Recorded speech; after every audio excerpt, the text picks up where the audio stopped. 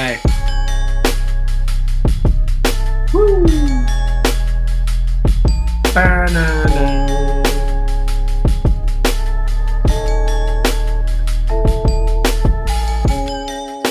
What is good? What is poppin'? What is happening, beautiful people? My name is Cee. My name is Notion. Welcome to episode 26 of Bad Habits of Podcast. We're in the building. We have Uncle Dan in the building. As always. G'day, mate. What is good? Air horns for you. This is the first week in a month that we have not had a guest. How's that, fellas? How's that? Bit of a change up. Just Big pushing it on that you know? on people, mate. We let y'all. We blessed y'all with some fantastic human beings for a solid run, and now we go back. We go back to basics. We go back to the squad, and we're just gonna talk shit for a bit. I'm looking forward Fundamental shit talks. Fundamental. Wow, that's actually a good episode. I'm gonna write that down for the first one. Look at that. A minute in, and Notion's already coming up with them. Some record out the gate shit. I really think it is. I don't think we've ever had anything that many. Fundamental shit talks. I like that. How you doing, Notion? Good? Yeah, mate. Not too bad. Getting a little chilly in Toronto, but not as cold as where you are. But things got cold quick, and everyone's like, "Oh shit, mate!" But keeping busy, holding it down. I love it. Yeah, mate. Dan, you good? What's the old QC saying for you blokes? I like it. I'm liking it, Okay, so Dan is.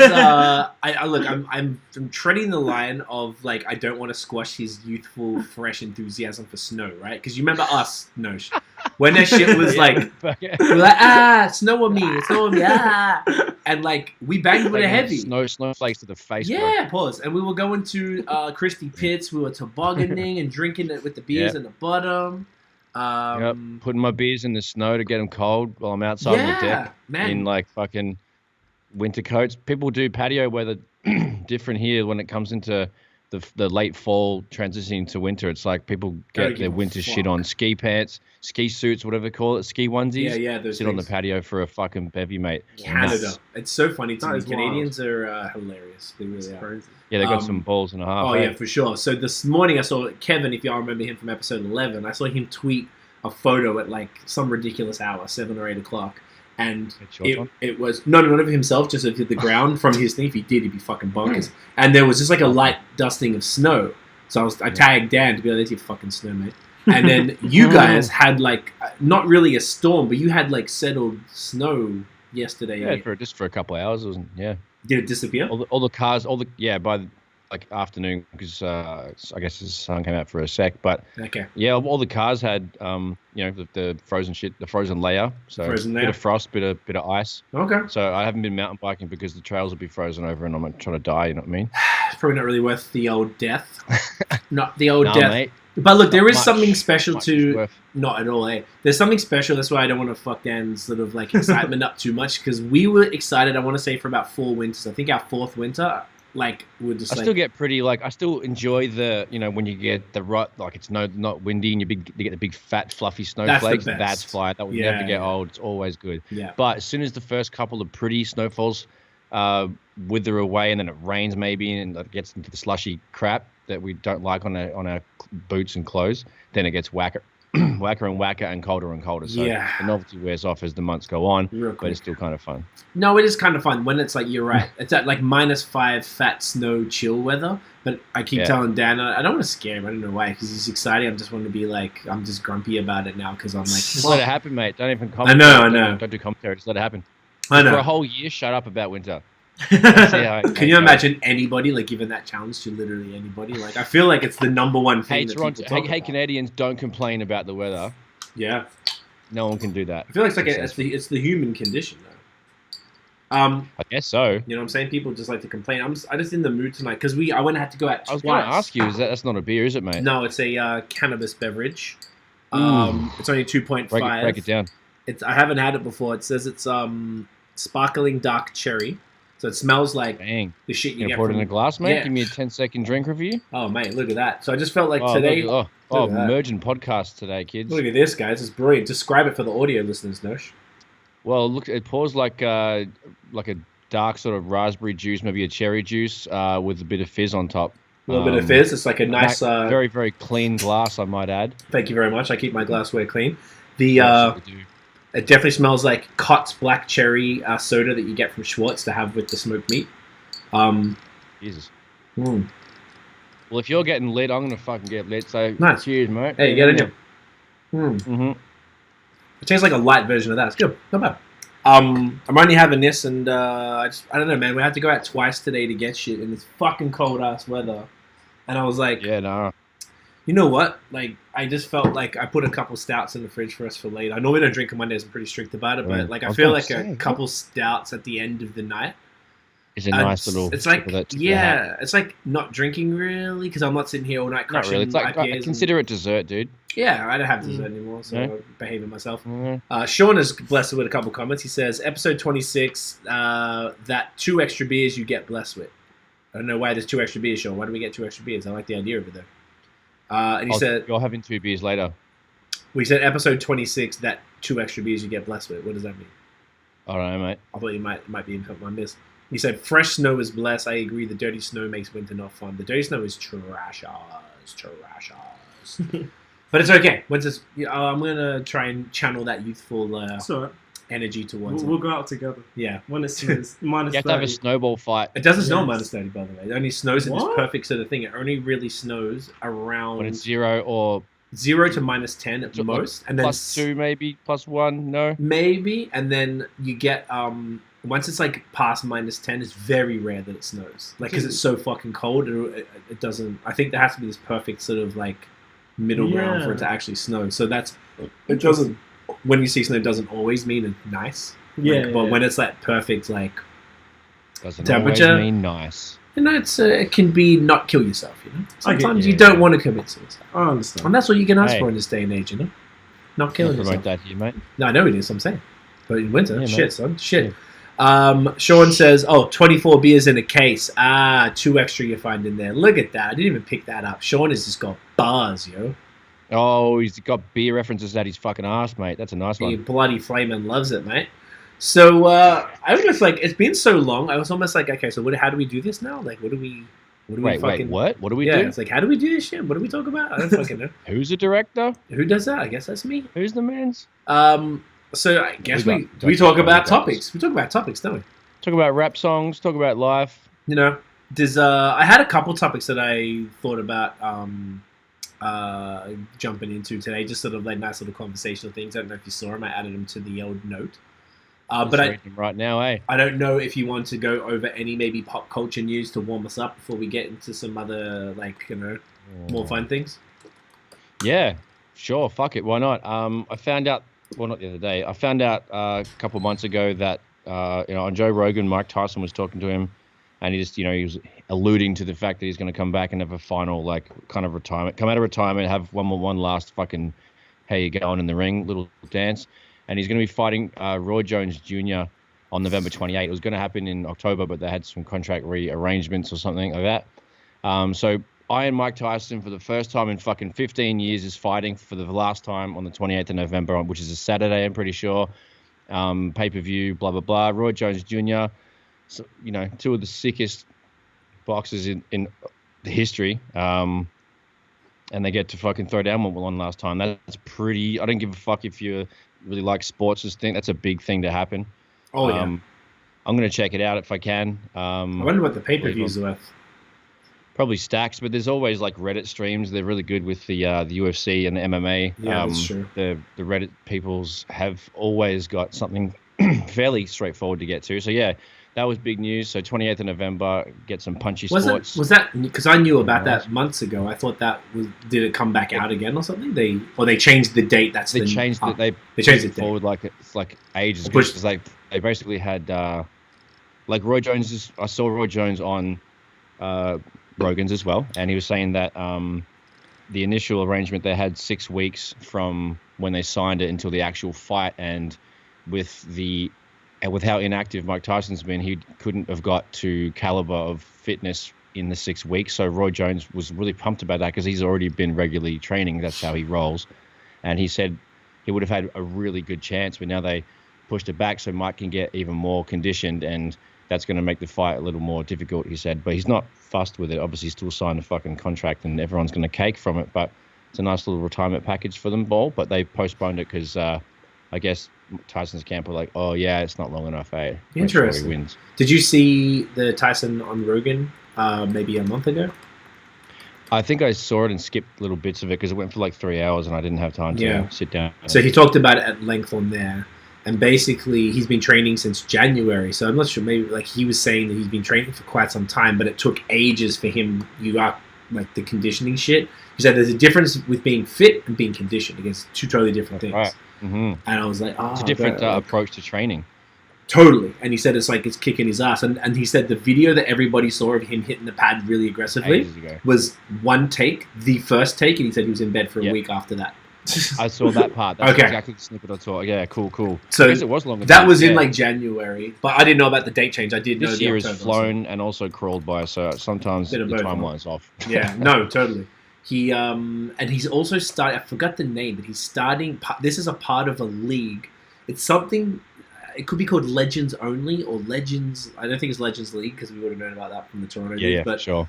I think it's Legends Only, and the point is it brings back legendary athletes, retired legend. Yeah, exactly. So I don't know if it's like you bring back a whole bunch Ice of Cube's fucking basketball. The 3-on-3 or big three. My own, yeah. So I don't know if you know. You might even know more about it, but I don't know if he's bringing, say, 10 fucking legendary basketball players and putting them together or something, or is it just like 2 boxers and then like 2 tennis players and then like, you know what I'm saying? Because if it's a team sport, interesting. That's a lot of people. I wish it was like a celebrity deathmatch kind of thing. That'd be fucking fun. Just coming in and fight sports celebrities. But yeah, I don't really know the rules on that. I didn't look into it, actually, mate. Okay. We should check it. Oh, Sean is saying... The men don't really know, eh? Sean to say on that note, he said Nate Robinson is on the undercard for that fight, I believe. Should be interesting to see an ex-baseball player. Correct, yeah. Nate Robinson is the dunk champion, 3-time slam dunk champion. He's like 5'5". He's a gangster. I love it. Okay, I didn't even... The name's familiar. That's pretty Nate Robinson used to play for... San Antonio? I was going to say a southern team, but yeah, I guess so. Let's just say, yeah. Oh, I'm probably thinking of David Robinson. I'm sorry. Oh, the big dog. No, yeah. Davo. I can't remember who Nate Robinson played for. Anyway, he's a short motherfucker, and he wore a green lycra full-body suit and jumped over it like 2 cunts and won.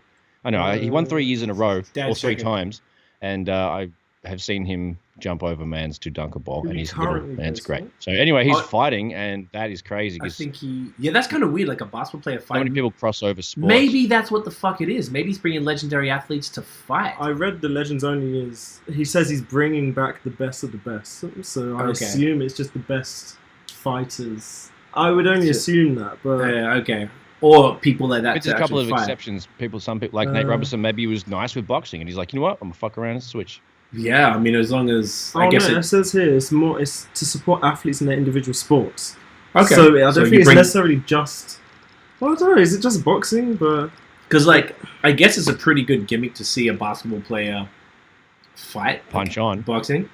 Yeah, it's kind of weird. Yo, first one sec. Godric is in the building. Dad's homie. He's the fucking man. Let's give him some air horns. Give him air horns. The God. What it do? And Tiff's like, hey, it's the God. He said, my first app. He's in the building all the way from Milton Keynes. Is it Milton Keynes? Right, in Birmingham. B-Town was good. Was good. Tiff throwing out fire emojis. You know what I'm saying? We got him in the building. What's up? Godric, you got to come through. You got to come through Canada, my G. He needs to. I just imagine people call you, yo, God. You're God. Weirdly enough, they don't. They actually don't. They don't do that. It's so gangster. Do you know, I was telling Dan, I wanted to get there's a dude for one of our clients who've been working with this artist called Jesus Diaz, who I did a bunch of stuff from. He's dope. So I wanted to do a song featuring Godric and Jesus, so featuring God and Jesus. Get it?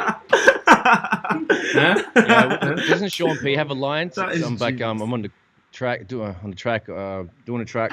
Wait. Anyway, has that line? I'm on the track with God and Jesus, whatever the fuck. It's on Jesus Price Superstars. Something like that. Okay, that's gangster. I love that shit. Sean said, to just clarify, he said Nate is fighting Jake Paul. That's why he's on the undercard. Oh, I heard about that. Yeah, so that's got nothing to. I don't think that has anything to do with the actual Legends Only League. That's just the opening act. Yeah, a big thing to bring a crowd more because it's like an Xbox. Because isn't it like Jake Paul's a kid? Nate Robinson must be an older guy. Yeah, Nate Robinson's like 36. So, like, is that even fair? Like, Jake would have energy. Jake would be able to beat him because people have seen him box before and just destroy people. So there's a whole thing where apparently Jake is genuinely a decent boxer. I think both of them. Apparently he's actually decent. But then that Nate Robertson guy is obviously old, so I don't know. I feel like it could be dangerous for them. It's not really something that they should really be doing. But it seems a little sketch. But maybe they're wearing headgear or some shit. Because like if they're like celebrities, they might whatever, they might have like a. Because that's a good point. Part of the regulations in the deal, like they usually negotiate if they're wearing 12-pound, 10-pound gloves or whatever. If they're wearing headgear, if they're 2-minute rounds or whatever the fuck. Oh, they did say the Tyson fight is 2-minute rounds. 2 minutes? Mike Tyson and Roy Jones, they're having 10 2-minute rounds. They and he wasn't happy. They're getting 10 or 12-ounce gloves and no headgear. Right. You can always get it safer. Okay. What'd you say? That's very short. 2 minutes. Yeah, like Tyson was pissed apparently, because they were saying that they don't feel like they're. Sean is saying no headgear. So I know that Logan Paul boxed KSI, and who's the other YouTuber dude, and then didn't KSI's brother box Jake Paul or something, and Logan lost. I don't know about the other one. I think Jake won that one, and Logan and KSI drew. Oh, they drew because they had the part 2. Oh, and then he lost. Yeah. Because they kind of shit talking motherfuckers anyway, but okay. So that's interesting. Okay. I mean, it's kind of fun. And then Sean says it's going to be an official fight under boxing rules. Okay. Fuck. Oh. Well then. All right. Well, I hope you don't die, motherfuckers. Yeah. Yeah, fucking keep going. I'd say there have to be some sort of, like, I bet there'd be, there'd have to be strict safety precautions for these dudes or some shit. Yeah, like no punches in the back of the head. Yeah, exactly. I don't think you're allowed to do that in boxing. While they're down. Interesting. Yeah, it's kind of crazy. All right. But it's not got anything. Well, that undercard anyway has nothing to do with the Legends only. Okay, so it's just that. I mean, it's cool he's doing it, man. Making the shit entertaining. Yeah, basically. Not that you need what's more entertaining than fucking Mike Tyson. It's going to be the G-est shit of all time. You know how much I don't give a fuck about sports, but I think definitely excited to see this. I'm totally going to get Dan to get a shady Reddit thread. Yeah, you know more than me. I'll get you something. I've always been able to find UFC ones, like No said. Like UFC's pretty easy, but then when it comes to boxing and it's just such a premium sport, soccer. It's difficult. Harder. Much more difficult. Well, we can try it. That's whack. We'll find it. Yeah. That was a good one. Good one, Notion. I know this is part of your gab time, so I mean, we kind of like move straight to that. Sweet as. Did you want to go into your next thing? I just stumbled across. I mean, this is new music, but also like it's not exactly like stuff we would talk. Well, I mean, we can talk about it, but whatever. I find this kind of shit nice. Last week I talked about Karangbin. I'm pretty sure. Yeah, I can never say it right. I'm fucking head. So I found so Hugo Can't is this producer I'd never heard of. Grammatic and Bonobo. So those three dudes made an album.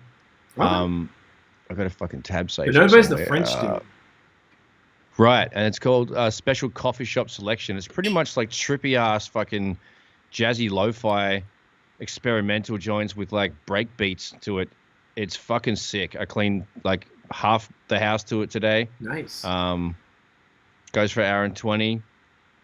Fucking, it's sick, dude. Uh-huh. That is just another one of those like just straight up vibe of the week. You know, smoke one, clean up, make some food, have a nice time. Is there vocals? Occasionally. Okay. Like it's like samples, but not actual songs. So I thought Bonobo was a rapper, but maybe I'm confusing. There is a couple features on it. There's Cuff Malloy, Kevin Yost, and that's it. Right. As far as the actual listed ones, but it's a lot of just like samples and stuff in it too. Check there is a couple of raps in it. Also, like I said, I was cleaning, so I was just vibing to everything in general. Wasn't analyzing the whole thing. Totally. But it was 21 tracks of fire and get it in you, basically. Nice. I love that, man. You always find these good things with vibes, these good like niche. Yeah, mixes and stuff for this, like this. I love it. It's great. I just like all the instrumental stuff because sometimes I just want to. I don't want to hear singing or raps because I'm either freestyling or if I just want to think and just like organize my shit. Yeah. And that's a good way to do it, man. Nice. I love that. And then YouTube just like gives me this beautiful rabbit hole of fucking things to listen to, and then I get around to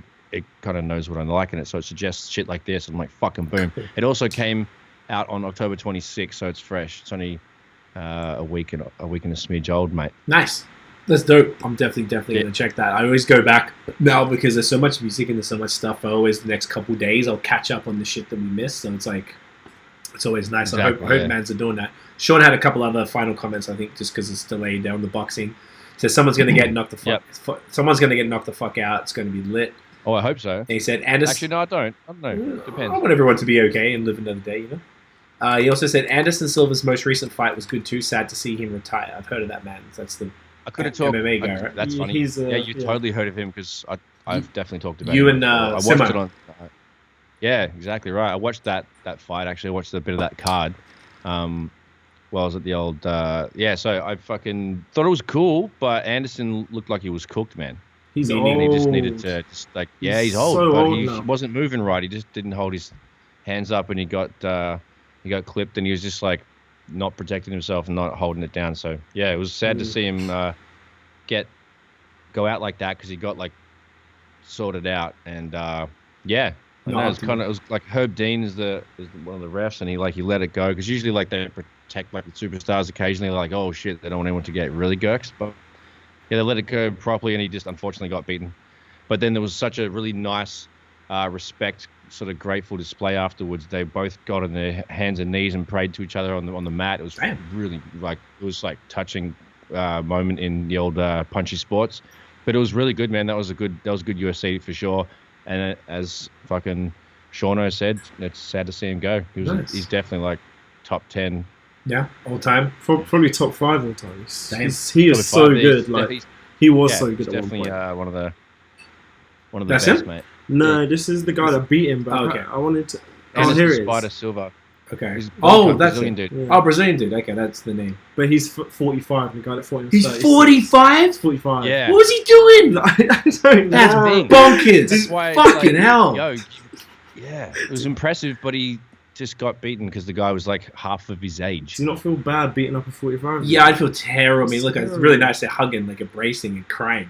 Well, that's beautiful. They were hugging and saying sorry and apologizing. He's like, thank you, I'm so sorry, like shit like that. And they were hugging and like crying a little bit. It was actually quite emotional. I feel it. For a I'm even UFC. seeing it right now. I'm feeling it. Like that's crazy. But it's like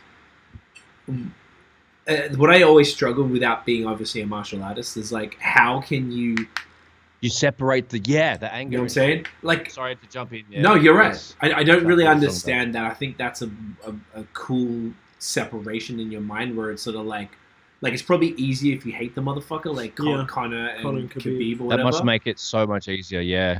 Right, but then if you're doing that, you're fighting this guy. Like, man, this guy's a legend. I don't want to hurt this motherfucker. I just want to hug him and like listen to him. I don't want to beat him up. Like that must be really hard to be like, I've got to be a savage right now because that's my job is to fucking destroy, and then straight afterwards you can separate that destroyness and then embrace and love. Like it's almost psychopathic. When you think about it, right? No, I think it's an absolute pure respect for the discipline of the sport, and through the training and the shit that you have to endure to be a fucking sick fighter and be conditioned, he just kind of like humbles the fuck out of you. So I reckon that's where it comes from, the discipline of having to separate it. Because as soon as you go onto the mat, you're a fucking animal. You take the leash off, you gurks, like whatever you got to do.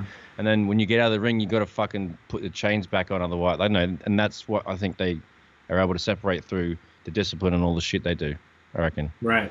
No, that makes that's the only real. But you like you said, like it's some psycho shit. But it's like it's more like mind control of your like just super. It's just discipline. Like they're just like no cunt. I'm not fucking gonna gurks anyone. Right. Stop, mate. All right, I reckon that's what it is. It seems pretty in primal. the dumbest way I can explain. Yeah, like so you're saying it's like primal, like you just can separate it, but it's also like unless you are participating in it, you never could really understand, like you said, the dedication to that discipline. And part of the discipline, I did karate when I was like 6 for a bunch of years, and that you didn't do that with me, did you? No, I did like Army Cadets and shit like that. Okay, so the karate shit that was even more discipline than Cubs and karate. Oh, like, karate's fucking excellent. Yes, because it was always the whole point of martial arts in my very limited experience was that it was about not doing it and stopping the situation as opposed to here's how I kick. But then you go to MMA, I also did, me and Scott. It's all offensive. You did defensive fighting. Defensive and shutting it down as quick as possible with minimal interaction, I guess, right? You put them down, bam, bam, it's over. But we did not MMA, but me and Scott, my friend who used to co-host our other podcast, BOS, him and I did a represent. What's up, Scotty? We did this thing. Went in Toronto years ago when I lived there. We went to that Toronto BJJ gym on Bloor there, opposite Crispy Pits, and there was Muay Thai, and they did BJJ. You did a few sessions there, right? We did one session of each because you could do a free one to see if we liked it. Because it was expensive, and we both already had a gym membership. Oh, yeah, I remember now. To a boxing gym. Yeah, I will tell the story because it's funny.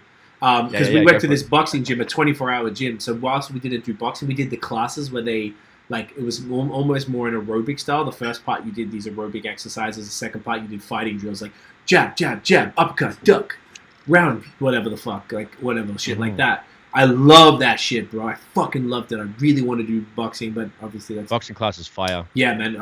I love it so much. It's the best workout I've ever had. And then we did Muay Thai. Now, we would... In the boxing class at the gym, we would do... They had regular boxing and they had Muay Thai as well. So we did both. Bags, mate. These guys were jacked. These fucking trainers were just tall, ripped, and jacked. It was insane. Like, these guys were just beasts. So they look like trees. It was, yeah, like fully like everything six-pack, but like fucking 7 foot million. Trees with like, 6 packs. It was out of control. I just never seen humans like this. So that shit was intense. Like NFL players. Pretty much, but a lot of NFL guys can be fat. You see, there's like the linebacker dudes; they can be fat as fuck. Yeah, but those guys, they're like 300 pounds plus a little. Yeah, they're just like trees. Then like I know what you're saying. This guy's like just full, like 6'5", fucking full of muscle, ready to run the gurks. Exactly, you know exactly what I'm talking about. So I was familiar with Muay Thai. Was kind of my point. So when we did the Muay Thai class, quite enjoyed it. I like the. Is that how you say it? Muay. Oh, it's Muay. Okay. Yeah. I don't know. Because in Spanish, when you learn Spanish, it's M-U-Y. Just say Muay. Oh yeah, fucking Muay Thai, mate. Oh yeah, Muay Thai. That's not bad, eh? Nah, she's pretty sweet. All around how kick you fucking Muay Thai style. So you do the drills, you kick in the bag. It kind of hurt the shins and stuff, but I guess you get used to that. The boxing drills are kind of cool. It's super fun, so I like that. Then like the next day or the next week, we did the BJJ class, and that shit was rolling around. Weird, bro. Like, I respect it. Yeah, I was sore in places I never knew you could be sore afterwards. But think of it like this, right? We lived. Set the scene for us. Set the scene. So you lived upstairs with Scott. I'm downstairs. He was one of my closest friends for many, many years. We did everything together. We were doing the beer stuff together. We're always hanging out, all of us, right? So we go to this gym. Me and him worked out. He was like my gym partner, so we always made sure we'd always do late night workouts and come home and have beers. And he was doing the 365 with me and all that shit. So then, when we went to this thing, they give you the gi. Is it called a gi? The shit you put on. Yep.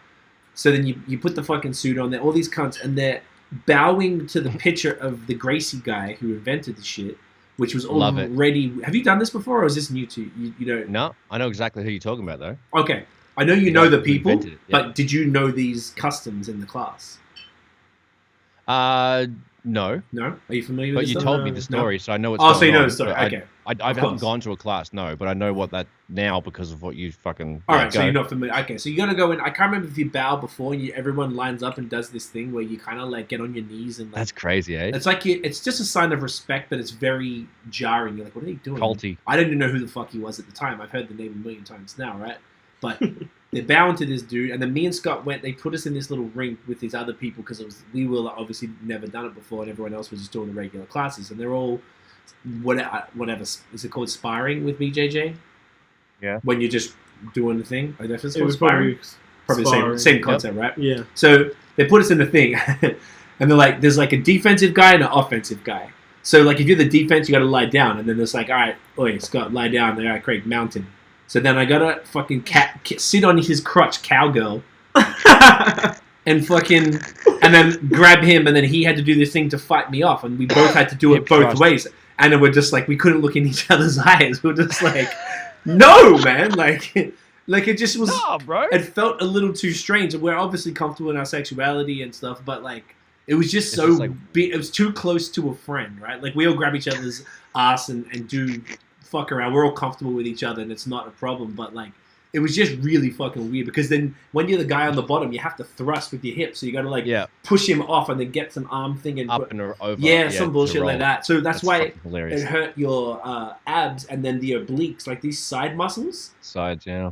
And there was one class. It was too much for me. But it's because you're kind of stretching and throwing. That's the angle you don't really do. You barely even move like that normally. No, exactly. No wonder that shit hurts. It's fucking crazy. Tiff's enjoying that story. That's crazy. So yeah, like I bangs with it. I respect it. I'd like to, like, I now started working out again to control, this burgeoning beer gut, and I've lost about 6 pounds, so it's working. And fucking well done, mate. Thank you, sir. Thank you. It's good, right? I'm cutting off the bullshit and blah blah blah. But I'm Same about with me, man. I had a beer belly during quarantine. Mountain bike, fucking jump into the trails and just worked it off. Fuck. I love that. And also, did you have to cut like any sort of food that maybe you were eating too much shit, or you didn't change diet? Didn't change the diet, just changed how much I exercised because I wasn't really doing much. So I had to start doing something, mate. I was riding before, but then I got a new bike and things changed a lot. So it's good. Ans has been in trail, fam. You got to be doing it. Sean saying, "Man, the story has me dying." Yeah, it was pretty funny, man. It's pretty funny. Yeah, he loves it. I don't want to make fun. It. Like, I would love to do, even hearing like Rogan and stuff talk about martial arts. I'd love to do that shit. Like, it's sick. Have you ever done it? No, but as a combat sport, it's definitely my favorite. Like, which one? Like mixed MMA. MMA, so like gym. UFC, Bellator, mainly UFC. Like, it's be fun. It's like fun. I feel like it'd be cool to be disciplined and to like. I'd like to know. Can you? I know you can hear me, Brad. My camera died and it's changing the battery, but I'm not sure what happens with the live. I guess they can hear me. Oh, okay. Yeah, I'm gonna just see what happens because I'm listening to it. You can hear. Well, I guess the audio people can hear. I just don't want to say too much. Shifts to change in the back. You can turn it off and back on. Oh, actually, I'll turn it back on. That should be good. Boom. Oh, there we go. Thank you, man. Back on. Yeah. I can wait for the camera to totally. Oh yeah, what I could do is just put the FaceTime camera in. Oh yeah, I'm still fucking here. Of course they can hear me. God damn it. Yeah, just cut to me when. Live. No, it's good. Oh, I put the way that the live works. Mate. I actually have the camera built into the computer, so I can pull that in whilst the other camera's coming back. Anyway, I like the idea of the discipline and doing like if you're ever in a I would hope to not be in a fight or anything. That's the obvious. I'd always want to avoid that type of bullshit, but I'd like to be able to... Yeah, you don't want to tell Shane to go home, do you, dude? Do not want to send Shane home again. It's not what we're after. I'm not into... God, you know what I'm saying? Here we go. Now the cannon is back. Let's we're back on that. 2 cats. Let's there we go. Switch Notion over. There we go. Back in business. So, mate, it's how we do. So, yeah, I'd definitely like to do that again at some point and do something down the track when I got more time to do that. But I guess now that it's... COVID, like it's pretty much done. So, what are you going to do, mate? You can't be that close to a man holding pads and kicking the shit out of him anymore. You have to just like a hanging bag work. Because like I've done a little bit of Muay Thai training and stuff with some buddies in Australia back in the day. You just called it Muay Thai. Muay Thai, just because you did. All right. Just checking. Just being a dickhead. Eh? So anyway, I like that training because like just kicking the bag and shit, like that's just fun, man. Gets a nice bit of aggression out. Kicking and punching shit is fucking fun as fuck. As long as it's not a person. Yeah. And it's fun. Yeah, the bag is a great idea. Because people have got bones and it's like it hurts when you. Yes, I mean I don't want to punch guns. Yeah, just hit a bag, dude. Yeah. No, that's what doesn't make sense to me in UFC because a lot of the stuff is like they'll kick their shins and stuff. So how does that not hurt you? Yeah, they kick trees. They're trying to like condition their shins to take impact. That's not cool. One of the worst injuries I've seen is Anderson Silva. Is that when he broke the leg? He broke the leg because of the knee block. Yeah, the shin block. Oh my god, it slipped and he flopping around. And he still comes in. He landed on it. Eminem rapped about it. Remember Eminem rapped about it? No. How? When? Oh my goodness. There's a song that he does, and he fucking literally like. Back when Anderson said, like, dude, it literally he says exactly. He's like, snapped his shin and tried to put it back on the mat again. He's like the Caterpillar remix with Royce. Okay, so it's new Eminem. Who knows lyrics for that? Yeah. No shade, but who the fuck knows that? Yeah. Daniel find about it. That was disgustingly hideous to watch. If you're any kind of squeamish, don't watch that shit. His leg just turns into a fucking rubber band. Ugh. Did you find like it? a rubber strip? It says, like Anderson Silva back when he snapped his shin in half and then he had the shit hanging by the flap of his skin. That is the bar. Then he tried to plug. There's a little more.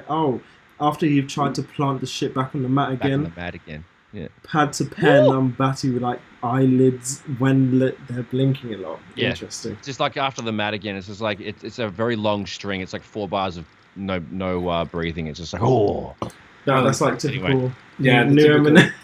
New Eminem stuff. Hey man, I respect it. He said he's something like he's at the end of his bar. He's just something like a poop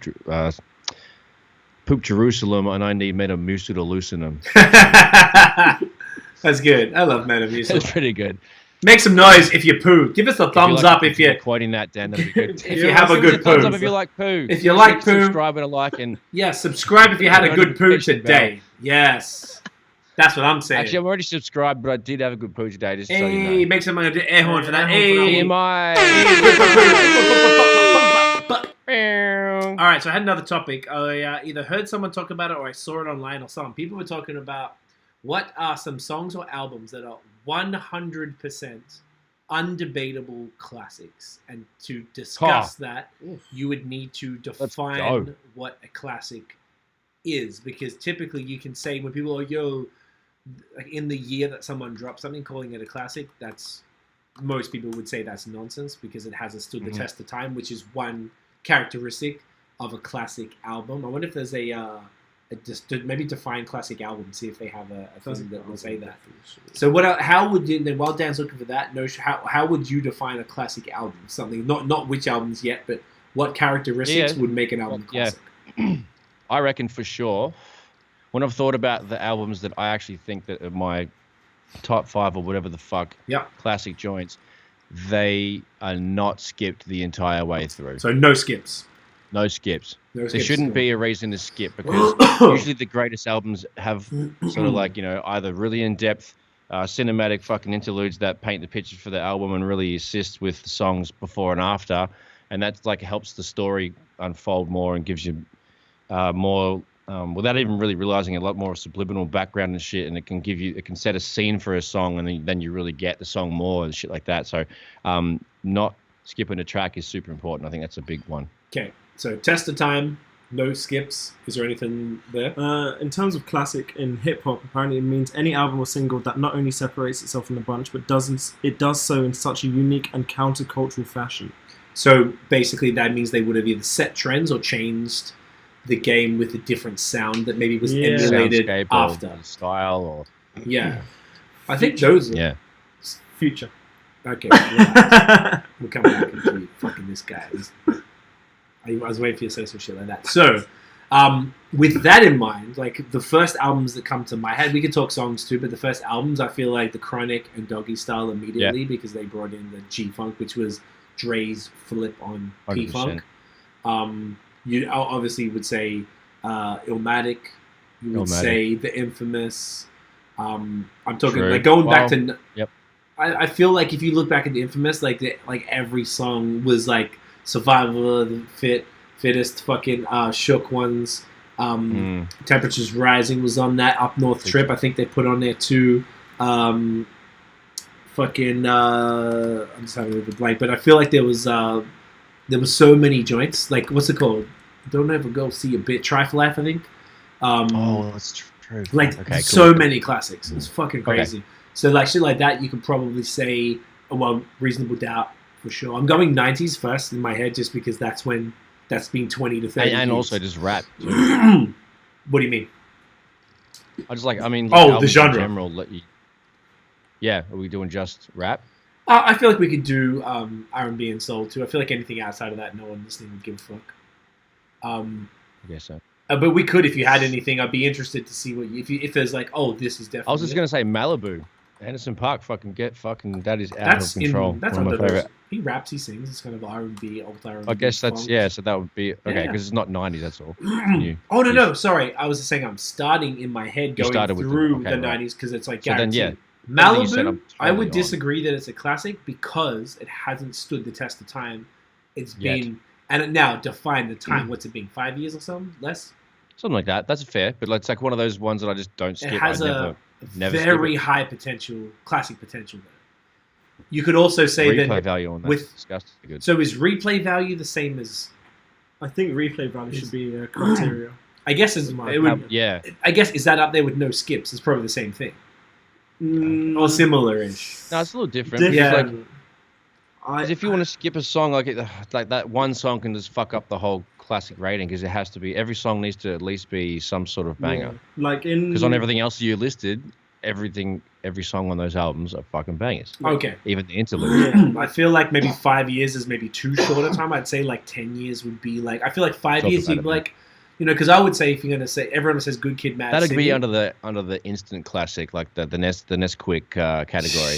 But the Nescafe category. Yeah. Coffee, okay, that's interesting. You know what I mean? No, I know exactly what you're saying. That's an interesting point because you could Some people say, instant classic on the day shit drops. I do a one listen review of those cunts on YouTube. Yeah. Fuck off. Hate it too. It doesn't. It's a wrong kind of like snapshot to. It's an unfair snapshot to give. Yeah. I feel an like album like a one listen review. I think it's fine because I do a 1 minute beer review and it's my initial thoughts, right? So you take it for what it is. I think that's fine, but I feel like if they're calling it a classic on the first listen, it's a little rich. Because there's something as well. Every album that I've really, really, really loved, not every, but almost everyone was a grower. Like you maybe I thought like Frank Ocean, Channel Orange. Not a shower, mate. Yeah. I feel like Frank Ocean, like you should have that sound effect that goes boo woo woo woo. No, something like I that. don't have. There's very little that came like in a spring or a boing or something. Anyway, I got a triangle. I just did a triangle. That's what you get. Get a triangle. Fuckhead. I feel like say a Channel. What's it called? Channel Orange from Frank Ocean. I hated it at first. Hated it. Same with me. I didn't like it. Interesting. And now it's a classic. I think you could. That's probably one of the few modern albums you can comfortably call it classic. My Beautiful Dark. Oh yeah, that too. That's 10 years too. That was 2010. True. Of course. I would. Pimp Butterfly is disgusting. So To Pimp a Butterfly was the other one. I feel like you could almost say the Good Kid as well is, but both of them still have a bit of time. They're so cinematic. Fucking. They got some time to guarantee it, but I think that's it. I reckon. Say if you look at Nas. So aside from Illmatic, does he have any other classics? Stillmatic. Would you call Stillmatic a classic? Maybe. Would you call It Was I Written? guess it was just like a really good album, like a solid 8 out of 10. Yeah. Or 8.5. I've got a list of like 50 greatest hip hop albums of all time. Yeah. So there'd be some. I mean, look, obviously Ready to Die and probably Life After Death from Big. Public Enemy. I mean that's a little out of that thing. Wu-Tang Clan. Wu-Tang. Enter the Wu-Tang Clan. Yeah. And I think. Oh, big tune. I don't know. Big album. That's the thing. The whole thing's a tune. The whole thing is a tune. Yeah. I don't know. What was the second one? Wu-Tang Forever, wasn't it? Wu-Tang Forever. Yeah, that wasn't a classic. It was cool. It was double CD. You can't have double CD classics. Double CD. Except for. Do you know what? I didn't really bang with it. Nelly's sweating suit. You can't count that one, mate. Well, if I think I'm not saying it doesn't count, but like who can make 32 songs that good? That's the only problem. How many? What's the song? What's the second Biggie album? I'm having a blank. Ready to Die. It starts with L. Oh my god. Life After Death. I don't love that album. Everybody loves it. I'm the only one. I don't love Ready to Die. Personally, I don't. You love Ready to Die? Like I love but it's sick. Is that number one? That's number one according to this list, but there's quite a few. I feel like even Jhay, you could say Jhay has comfortably three classics. So Blueprint and Black Album. Sean just said Blueprint are classic albums to me. I don't think the other Blueprints at all are classic. Tiff is saying Channel Orange is a perfect album. I agree. Yeah. I feel like if you want to move into even the other shit, like I'll keep going through hip hop. NWA Shout of Compton. Yeah, that's a classic. Not bad. Eric B and Rakim Paid in Full. I mean, it's before our time though. Tupac All Eyes on Me. Well, I would say. See, it's a double album and there's some skips for sure. There's some skips. There's definitely some skips. I don't think Tupac has a classic album. I feel like Machiavelli is probably his closest to a classic. It doesn't have any skips. Right. I was like a stan, like from like what was the third album? Me Against the World. Right. That was like my shit, and that's more of a classic as well. But I think Machiavelli would probably be something that people would like. Everybody knows it. Everyone's like, like. I feel like All Is in Me doesn't have. It's just too much. It's too hard to make that many songs. That's all. Yeah. I feel like you can say Fuji. Is that Fuji's the score? Fuji the score. Fuji's the score for sure. College Dropout is on this list. Oh yeah, College Dropout. Not even a question. That is definitely. Show. Definitely. I feel like you could even say No, oh, there you go. Look to me again, so. Yeah. Me and Notion would probably say Minstrel Show from Little Brother. Oh my fucking god, that absolutely is classic. Yeah, I feel like of all of their albums, that's the one that had the most influential production. That had some of my, like, probably one of my favorite verses of all time is Fonte's second verse on Slow It Down. I don't think I've ever heard this. Oh, it's incredible! Like, and it still holds up. Get some headphones and do like, back in the old days, you sit on the floor and plug your fucking headphones into the record player and just send it back to front.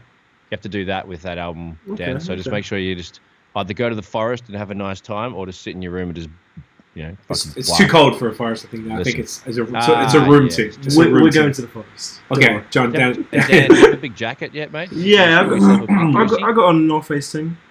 Okay, sweet. So it's alright. I'll be alright. I hope. Sweet. I like, you're so optimistic, and then once that minus 30 hits the nostrils, mate. Yeah, the minus 40 with the wind chill. It's like it's a vibe. It's a vibe. I mean, it is a vibe. It's a vibe. It's a cold vibe. Yeah, like I don't know if cold even cuts it. I got a taste of it today and so on. I'm just anyway. It's definitely not t-shirt weather, mate. No.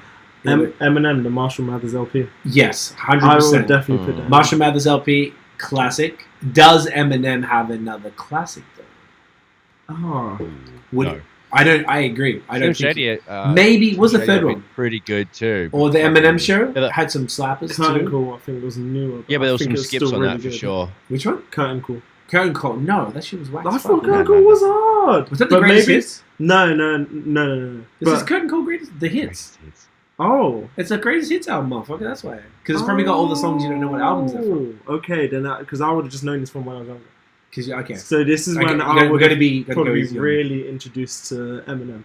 Oh, all right. Yeah. What was there was one that was a whack one, so that wasn't the whack one I'm thinking of. There was some. Oh yeah, Outcast. Something like that. No, there was another one around the Curtain Call time. Forgot what it was. I just saw on that list as well. Outcast. I would say they're on there a couple times as well. A couple times. I would say 100% Aquemini, and I'd be pretty close to calling ATLians a classic. They're both of them. I love ATLians a lot. Yeah. Do you know what? To Pimp a Butterfly is the 2010s version of Aquemini. That's why I love it. I love it for the same reasons. It's just Recovery is what you're thinking of, I think. That's what Brad just said, but I don't. There was another one around. What was before Curtain Call? There was Eminem Show. Oh, Relapse. No, before that. There was this one that was so shit I couldn't believe how shit it was. Like, I just couldn't believe the guy who made Marshall Mathers LP made this fucking album. And I thought it was Curtain Call, so I was wrong because that's the greatest hits. The Eminem Show. If you go to Wiki, it might just have his discography. Yeah, that's good. Oh, maybe it was Encore. Was Encore bad? Encore. Released in 2004. The Eminem Show. That was the one I think that I thought was terrible. It's got Just Lose It, Marsh, Encore, Like Toy Soldier, Mockingbird, Ass Like That. Doesn't sound that bad. Nah, there was one. Fuck. Okay, I can't remember what it was, but either way. So we agree that he probably has one. Like, I don't know, who are the other, like, I mean, if you want to even, okay, I've seen Black Star, the only Black Star album. I think that could be arguably, it wasn't really for me, but, like, is it overall in the culture? Potentially. Cypress Hill, Black Sunday. Sunday, that's a fucking classic too, for sure. I grew up on that shit. Yeah, man. Inappropriate as fuck. Fucking 12-year-olds. Yeah, super inappropriate. It didn't get me smoking weed or nothing, eh? No. I want to get high. Fucking be real. Anyway, I had to hold your block your nose to do the be real. I don't know how he does it. Well, that's not. Yeah, you do it. Sean says, I'm looking forward to the winter, even if they don't plow the city right. Okay. Man, you're crazy. Yeah, he's a crazy man, but the city stays not plowing the sidewalks, mate. They don't not sorting out a man's, you know. No, it's a trash house. What about Tribe Called Quest? Like, I didn't really bangs with them that heavy, so I wouldn't even. They're definitely like a classic group, and like they've, Q-Tip's the fucking man. So like, I don't know. I wouldn't put them in the classic sort of album category. They're a classic group. They're essential to hip hop, but I don't bangs on them like. I agree 100%. Like that, yeah. You know. Oh, what about Miseducation, Lauryn Hill? Oof, that's a big one. Like, that's pretty close. It's a good fucking album. I really like it. I really enjoy Robert Glasper's rants about it and shit. He's saying it's trash. It's trash. Oh yeah, I think I have seen that. Like, why would you say it's not trash in any shape or form? He's just saying like some of the musicians on it were kind of trash and whatever. And she was a trashy person to the session musicians. That does not surprise me at all. Sean says, I think Eminem's underground music is better than some of his most recent tracks. That's probably pretty true. 100%. That's true. Yeah, the Infinite album's fucking fantastic. And he also said, this is a good question. Do you think 50 has a classic album? Oh, yeah. Yeah. But does he have any? I agree. Does he have anything else? No.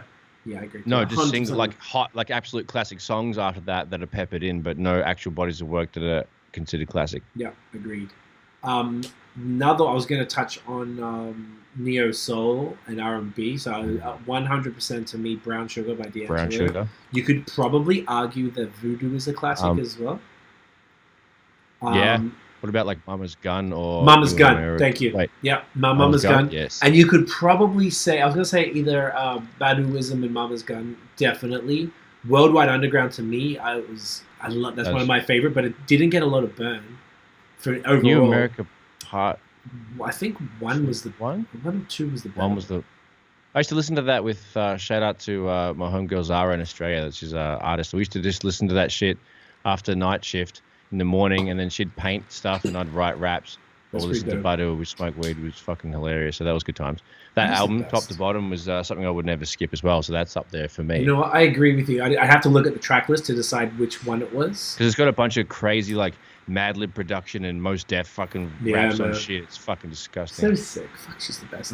It's just filthy. I would also say Maxwell's Urban Hang Suite is a classic with no skips. It's just a fucking it's a masterpiece. Jodeci. You could probably say Fire of a Madman. Either that or the show After Party at the Hotel. Oh no, that one, yeah, because I had the crazy. Remember when cunts ripped that Jodeci font off and it was on like restaurants and shit? And it's like, Chinese restaurant trying to get sexy on the menu right now. Same, man, it worked, right? At least it came up everywhere. Everywhere. Yeah, that was actually pretty. I think we used it for stuff too because it's just cool. For headings on assignments at school. Yeah, they didn't even know, right? They're like, we blessed them. They didn't even know. Plugging the thing. You know what I mean? I think those two were probably arguably classics as far as like the R&B. Usher Confessions. I hate Confessions, but I think My Way. I love how you hate Usher so much. Well, no. I hate that album. album. How you just whenever that has come up before, you're like, fuck that shit. Do you know what it is, man? Like, okay, there's another question to you, kind of funny. Alongside this topic.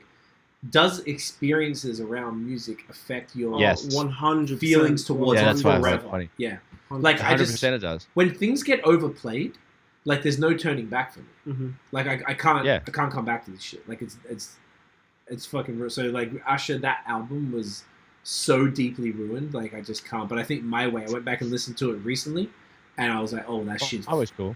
Yeah, My Way was a big one for me personally. My Way goes hard still. I mean, obviously, all of Justin Bieber's albums are classics, so we have to talk about that. Yeah, just I mean... Not even a credit. Oh, Sean says, Genuine has a classic album. Maybe the first album was classic. With Pony. I can't even remember the other songs, and that's a bit problematic.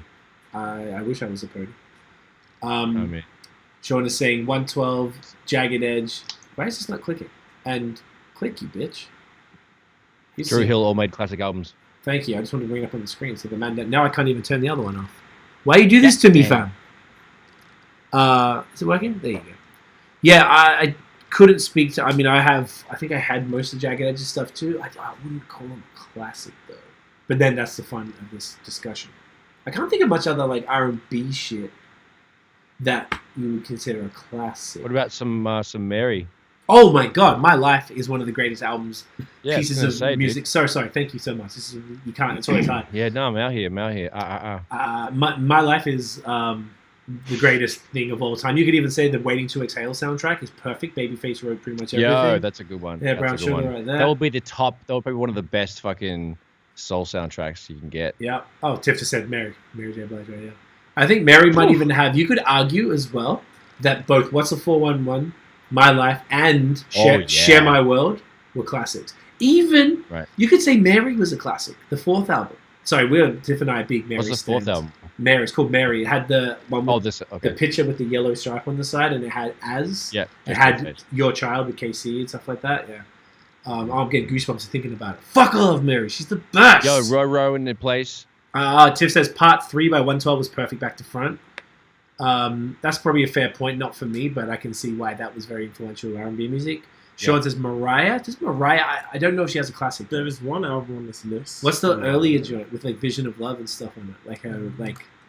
What's the Butterfly? The one with Fantasy, with Honey, with fucking all the big singles. Yeah. Not Emancipation of Mimi. That shit was like no. See, Urban Hangspray. That's just a joint. Rochelle, Amy Winehouse, Back to Black. Rochelle, what up? And not even a question. Jesus Christ. Yeah. This is absolutely fucking certified. That's a perfect gangster classic. Sean says Whitney. Not really gangster, actually. She's gangster. Fucking Amy was. She's gangster, amazing. but it was. The music soulful and touching. Yeah, music. Not always. It was kind of hard. Remember, she's like. She's well on. She's well on. Yelling at me. So I was talking about weed and shit and like. Yeah. She's a gangster. I guess so. Back to my original sentence. There you go. Exactly. You were right. Trust your gut. Daydream? Was that one? Daydream was the one. Thank you. I thought it was called Butterfly. That was the next one. Butterfly had a few slappers on it too. That was a good album. Sean said Whitney. Does Whitney have a classic? Looking at Whitney Houston by Whitney Houston. I don't know, man. I'm not gonna lie. I wasn't like buying Whitney Houston albums, but I fuck with Whitney heavy. Yeah. I just didn't have her albums. That's all. Because she was at the time. You gotta remember, she was like a pop star essentially. Yeah. So like, it wasn't like super cool to listen to that shit because it was on the radio and stuff, and we were into underground shit back when underground was a real thing, and like you could, it's not really underground anymore. It doesn't really exist. I feel like that's actually a significant amount of like R&B soul. Yeah, that's some serious. What's the number one they put? Off the Wall. Okay, you're talking MJ and Prince and stuff. Yeah. I would say. Yeah.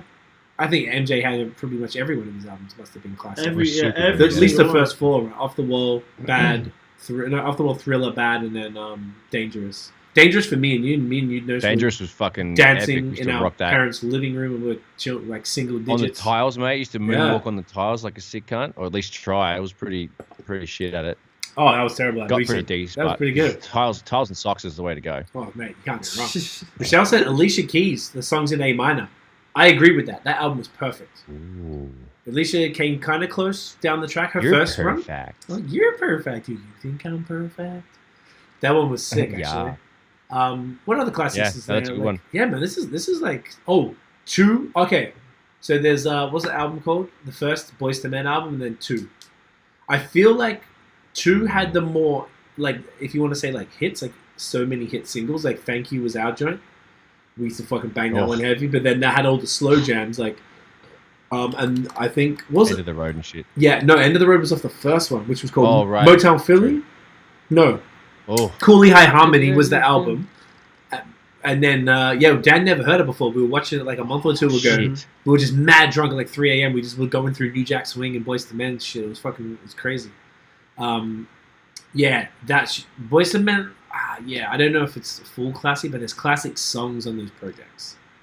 They had more songs than albums, arguably. Yeah. But I think this is obviously it's subjective to a degree, because there's some shit you just can't deny. You can say, I don't fuck with it, but it's absolutely a classic in what it did to the culture, or for the culture. So, like, there's a couple ways to look at it. But, it's a fun conversation. It's interesting. The other topic that I had, unless there's any other things you want to talk about classics, I feel like are there any modern classics post-2010? Post-2010? Yeah. I have, 2 for me. One this is 2009. Daniel Merriweather, Love and War. Mm-hmm. And, funnily enough, the exact same name by Quabs called Love and War. Oh, yeah. Just coincidental. Those 2 albums are coincidental completely. Quabs' that album is a no-skip, fucking 100% classic for me. Fucking agree. And I could say, do you know what? I would maybe even say Banks, either the second album, the Altar, or the latest one, called 3. Those 2 for me. But did they impact the culture? Not even close. So I don't think they could be considered classics. So then, aside from the Kendrick stuff, there's this album called what is it called? This Is All I Know, which is pretty good. Oh, and there's shit! Also another one called Heart on My Sleeve or something like that. Oh, that shit is a classic. They're both pretty good, eh? Yeah. Woo! I don't know why Tiffany didn't say that. Jeez, you're not doing your job. Jeez, fucking hell. Man. Tiff said Channel Orange is 2012, so really just the best album released. Okay, Tiffany, we get the point. What about Nothing Was the Same? We'll take her. Does Drake have classics? That's the question. Yeah. Nothing was the same. I think So Far Gone. Is that the mixtape? Yes. Can you do that? Yes, I think you can because they re-released it. Yes. I love it. You can do what you want. It's your podcast, mate. I do what I want. You need a Cartman button, dude. I do what I want. Oh, do what I want. Fuck, we need so many soundboards. My balls so dry. Where is the Nintendo? Nintendo. Love that shit. That's the best show ever. It's good, mate. It goes all right. Probably one of the best shows ever. We can talk about best TV shows. Animated shows next season, next episode for sure. So down. So sweet as. What were we just saying? Sorry. Does Drake have a classic? So no, she said. So Tiff and I actually had this brief conversation the other night. And she said exactly that. Nothing was the same. So Far Gone. That's what we said. So Far Gone changed the game for sure with the singing R&B. Like really brought it to the forefront. The singing and rapping, and then Nothing Was the Same was I think the best album he's ever done. 40 Things the Same, but I would also argue that Take Care might be classic because I think Take Care changed the way that people make music and approach music. Arguably more so than Nothing Was the Same, but Nothing Was the Same is a better album to me. I think a lot of people agree. Do you see what I'm saying? I don't think we can deny what Take Care did for the culture. Like it genuinely was something pretty special, as far as like Marvin's Room and all of those girl songs where dudes when they do rap, me and you don't do this. Like and she said to me without just saying it, without like telling it in a story. You know what I'm saying? There's always like when the she rappers, I always think of them as like dudes who always say that. That's the Drake thing. And she never texted me back. She left me on red, like all those type of little things. And then as a part of it, but not even, you didn't talk about it. We don't know her name. We don't know why you're even talking about it, but you just start saying it. So shit like that. I think that started from that album anyway. It's a small observation, but yeah. Sean said, I'm surprised C didn't say Backstreet Boys' first album. Yeah. That's so good. I was going to say... I was an NSYNC guy. Yeah. NSYNC? Okay, Deada, you know what I'm talking about here. Yeah, you got a hard on for NSYNC still. Bro, Jay's nothing wrong with that, though. No, nothing wrong with that, though. I won't even pause it. JT's a hard Jay, so when... Damn right he's a hard one. When they did Girlfriend with Nelly, that was when I was a big Nelly fan. Oh. That song is a pop classic. That's one of the best fucking remixes of all time. That is in pop culture at that time, / maybe, all time. I'll jump on Nelly that. killed it. Nelly was so dope, right? Super good. And then I was 19 at the clubs, dancing my dick off to that. I was dancing 19. What's that place on Tuesday? Toss the Boss. Cheers. Cheers.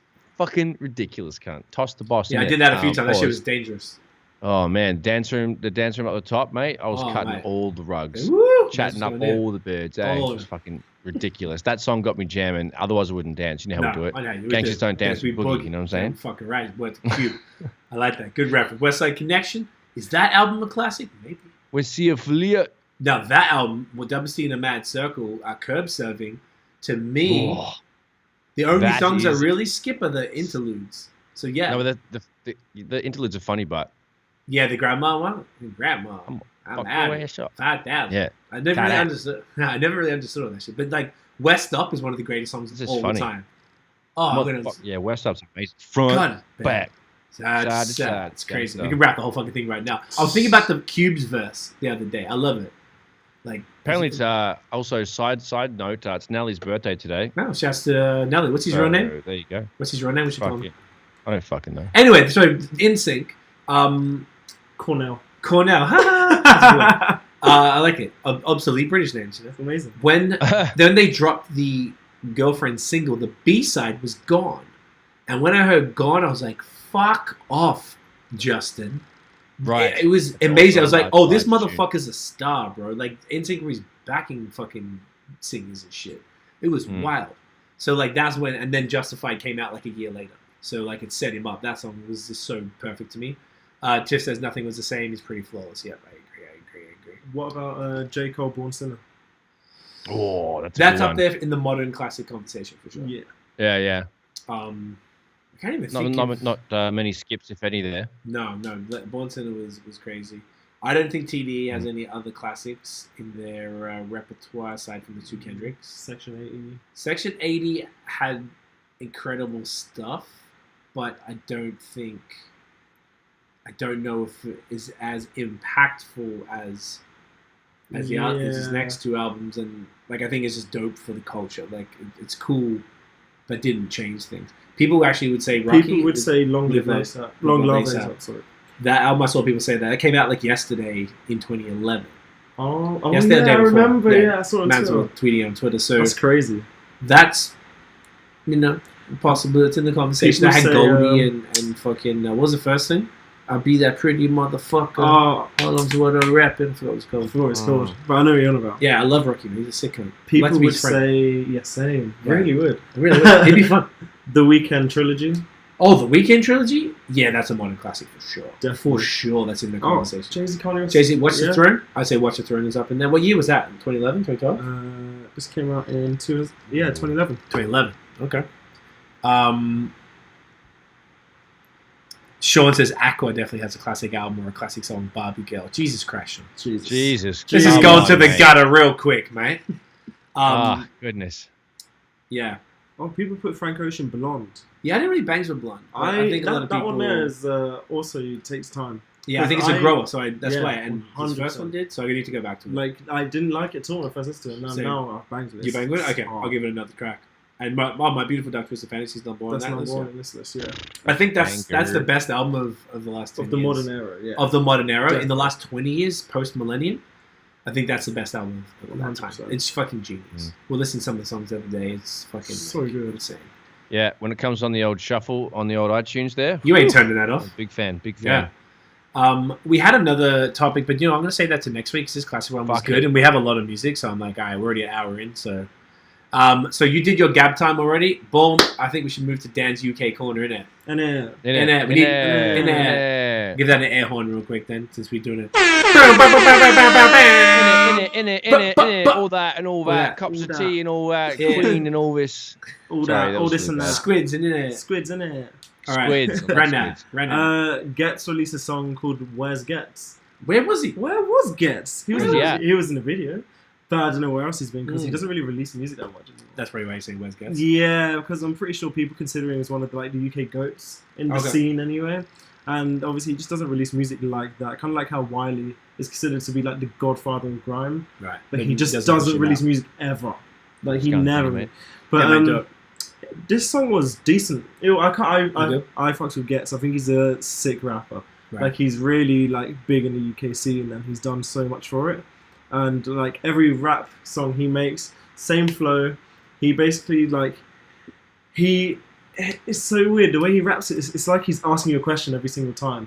Every single sentence he says it, pause, so you can like think about it, and then he says it again, pause. It's so weird. Okay, but no, Ghetts sick. This song, obviously a classic like Ghetts song. Okay, exactly what you'd expect. Yeah, literally. But it's sick. I fucks with it. Next, Wizkid released an album. Released an album called I heard people talking about it. I heard it was good. Sick. Yeah? So good. Had amazing features. What's the vibes? It's Afrobeats. Just straight Afrobeats. So like, all Afro swing. Exactly what you think. Nice slow. Like sick features as well. Who did he get? He had Skepta, I think Burna Boy, and I think Future was on one of the songs. Like he had really good features on the album. Let me just see if I can get a list. I saw Nads on Twitter were talking about that shit. People seem pretty amped on it. It's good. He doesn't ever go wrong. Like Wizkid always he always hits the mark. He's so good. All right. Damian Marley. LMA. Shit. Like he has really big features on this. Talking about Wizkid's album. No. Oh yeah. Man's got Damian Marley on that shit. That's fucking wild. That's a combo. Yeah, that's a combo. There. Yeah, I love when the Afrobeat cats mess with the reggae cats. Yeah, because it's an interesting crossover, and they usually make the beat somewhere in between. Like it's so very good. Cool and smart. I love when he collabs with Skepta as well. Yeah, because Skepta, he's good on these sort of like slow instrumentals where he can just rap almost like he's speaking, and it's so good. Like he Girl songs such a good combo. Mm-hmm. Girl songs and stuff. Yeah, I love them. Nice, cool. So good. I'll definitely check that this week then. Definitely should. All right, cool. Good point putting that in there. Actually, I don't know why I missed it. I guess I don't follow him on Spotify. Yeah, you probably wouldn't. I just randomly saw it on Twitter. I think. Okay, well, should have checked it anyway. Oh well. So much music. Boom. Next. Chip released a song with Dizzee, Rascal, and JME called Ignite. Okay. It was Rascal, innit? All right. alright. The video was cool. Okay. But Dizzee Rascal, I don't know. I don't want to seem like a hater, but I think he's just washed, and I think he should generally stop making music. Like legit. He's washed. He's an old man doing all this stuff that these younger people would do. So he's trying too hard to be. So like he's in these. He's old. You can see. Right. It's in video with like flames. His girls on motorbikes. Genuine. He's just like stick to his old man. He's not genuine. You can tell. So you see people growing old with grace, like Pusha, like Jhay, so on and so forth, and then this dude is still trying to act like he's 22 type of shit. With his flamethrowers and shit. Yeah. Like, Alright, like he needs to chill the fuck out. The song itself was decent. Chip was sick. JME, one of my favourites in the UK scene, was sick. The only thing I didn't like was the instrumental. You know, I'm trying to think. I don't know how to describe it. So where you use one of the words in the instrumental to fill in for your chorus. Yeah, with a vocal sample. Yeah, so like you'll rap a little bit, then you'll go silent for the instrumental to say that one word. I like that. I love it. I don't know if I like it on this song especially. Do you not like it generally? It's just the woman goes ignite the whole time. Oh, so it's kind of it's on repeat, and it's a lot. So it wasn't like a nice smooth vocal that was. Oh no, it was one word ignite in like a robot sort of voice, and it was just like not my That's sort weird. Video's cool though. Flame it looks kind of cool. It's quite cool. Sean says real quick, he says you can hear the Afro beats in most reggae tunes. 100%. Ignite was a dope track. I don't know how Dan wasn't feeling it. Dan is crazy. Jamie needs to release more. 100%. I agree with that. Jamie needs to release much more. He released in 2020 actually a whole project, and there were so many slappers on it. Right. So good. Bang. Slappers in it. In it. Next. Tion Wayne released a song with a rapper called Mist. It was interesting actually. Mist is from Birmingham. Tion Wayne obviously London. Godric. And it was interesting. It was like grimy, proper hardcore rap. Like I'm not a big fan of either two artists, but it's like proper hard, like proper hard, innit? Is Tion Wayne a rapper or a singer? Tion Wayne's a rapper. Rapper. I know you talked about him before. Okay. Yeah, but again, got cool music videos. Just, that's so. With the man he's doing that shit where he's rapping in the middle of like two cars drifting around him. That's like. Unless these motherfuckers are like paid professionals, I ain't doing that. I've seen too many videos of drifting going around.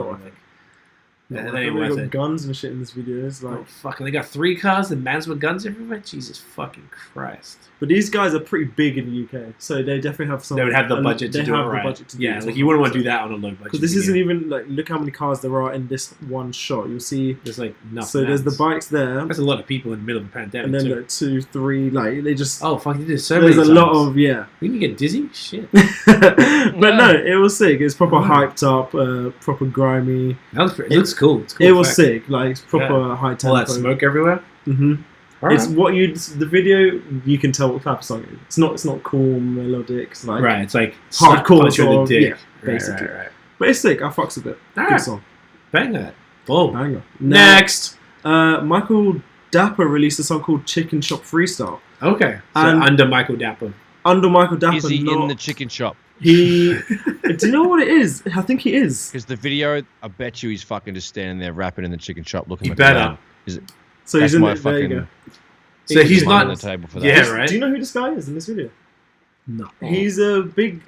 So in England, one time in I think 2017, this guy who looks like a kid, but no one knows his age, which is a big thing about him.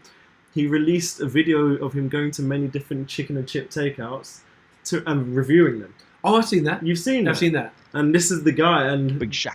And he he did a video, and obviously. So he did it with that guy in it, and then they go into a chicken. Why did he do it under that, not Big Shaq then? No, he did it in Big Shaq. I don't know why I wrote Michael Dapper. Oh, okay. So it's not Big Shaq. So he's being ridiculous and he's being the funny. It doesn't seem like he's being that. It seems like he's taking rap much more serious, though. It's ridiculous. I'm watching the video now, dude. But the video is fun. Fucking. It seems pretty dumb. Sean said, "Man's definitely not hot after that freestyle." So it's pretty bad. Like, dude, I just can't stop laughing. It's just ridiculous. Even watching the. After I can't take his music seriously, because it's ridiculous. Yeah. But then that noisy interview where he does the thing with the Ra Boom, where he's got Mufasa sitting next to him, he does all that shit. I just keep thinking of that. No matter what he's saying, I just want to say Ra Boom and all the dumb shit, all the dumb little phrases he says. I can't even. Fucking hilarious. Good. Like he's good. His delivery is laughable because the way he just does it. He does it so natural. Old Drake flow, but it's so exactly. So it's ridiculous. He's definitely like the biggest comedian in the UK in terms of the sort of like rap scene. He definitely makes rap songs so he can be a respected rapper, but he also adds the comedy throughout every single song he makes. Right. So that people know he's definitely a comedian. Right. I say he's the biggest, especially after Man's Not Hot. Yeah, this is. You can't. The fact it transcended to here, and like it. See the other one where the guy. Lizzie picks good beats though, man. Yeah, like, he's the beats got are 5 tracks. beats. I can definitely. Yeah. Even if he talks 5 bullshit, beats. the beats are hard. So it's like fucking. I'm here for it. So you see the meme of the guy doing the. The tapping the head meme. He's not transcended over here into what he actually does. He's only a meme here.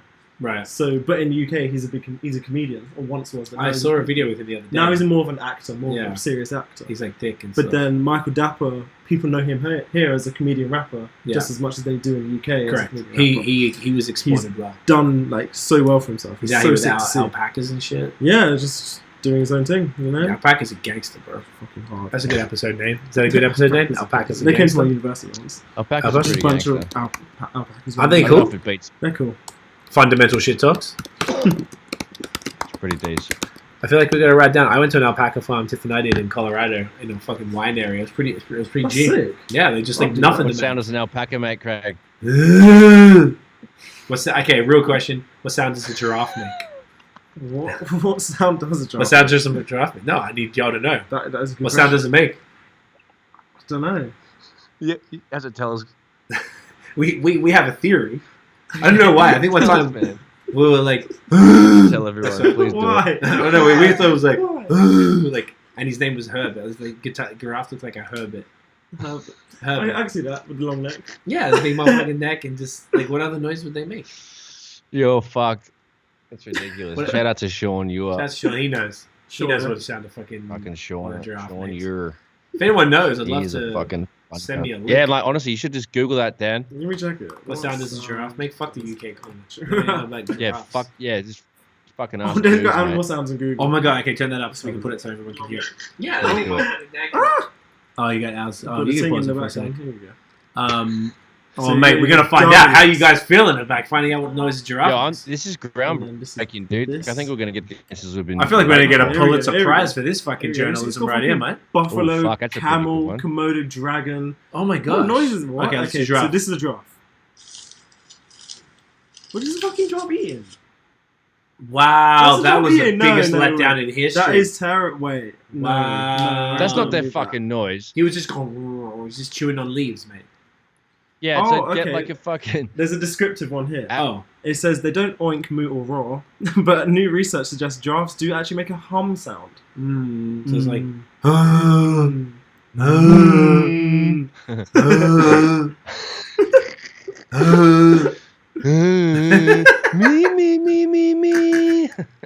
Hang on, hold the ears like... Try to get it in tune. Wait a second, Gary. me. Oh, gosh. Fucking hell. Shouts to the Melbourne Cup in Australia right now going on.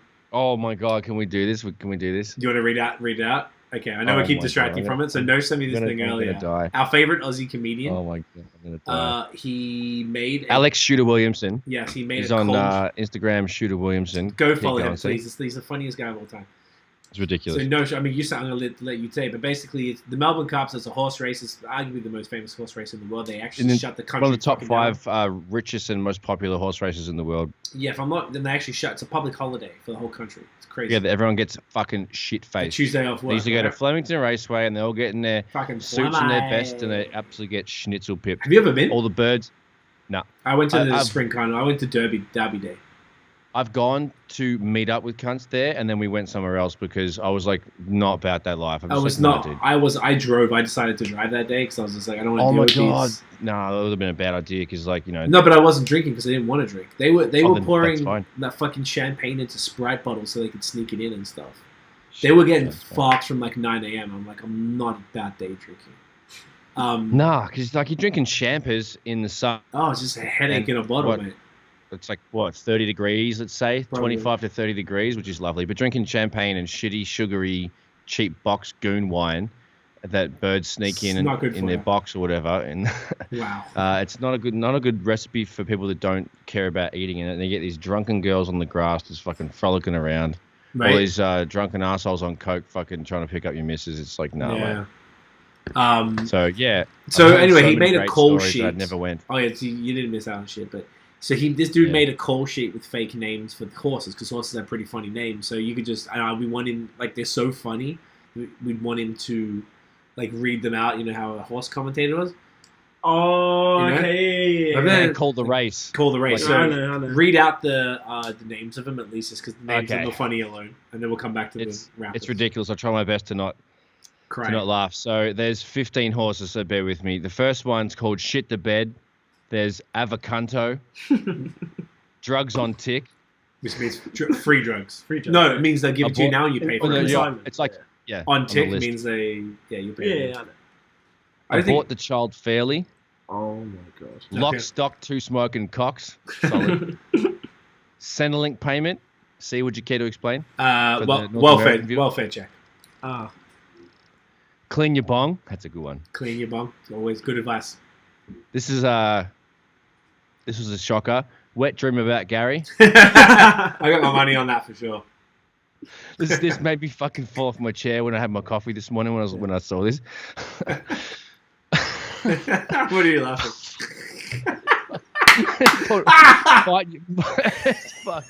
Go fight your mum's dad.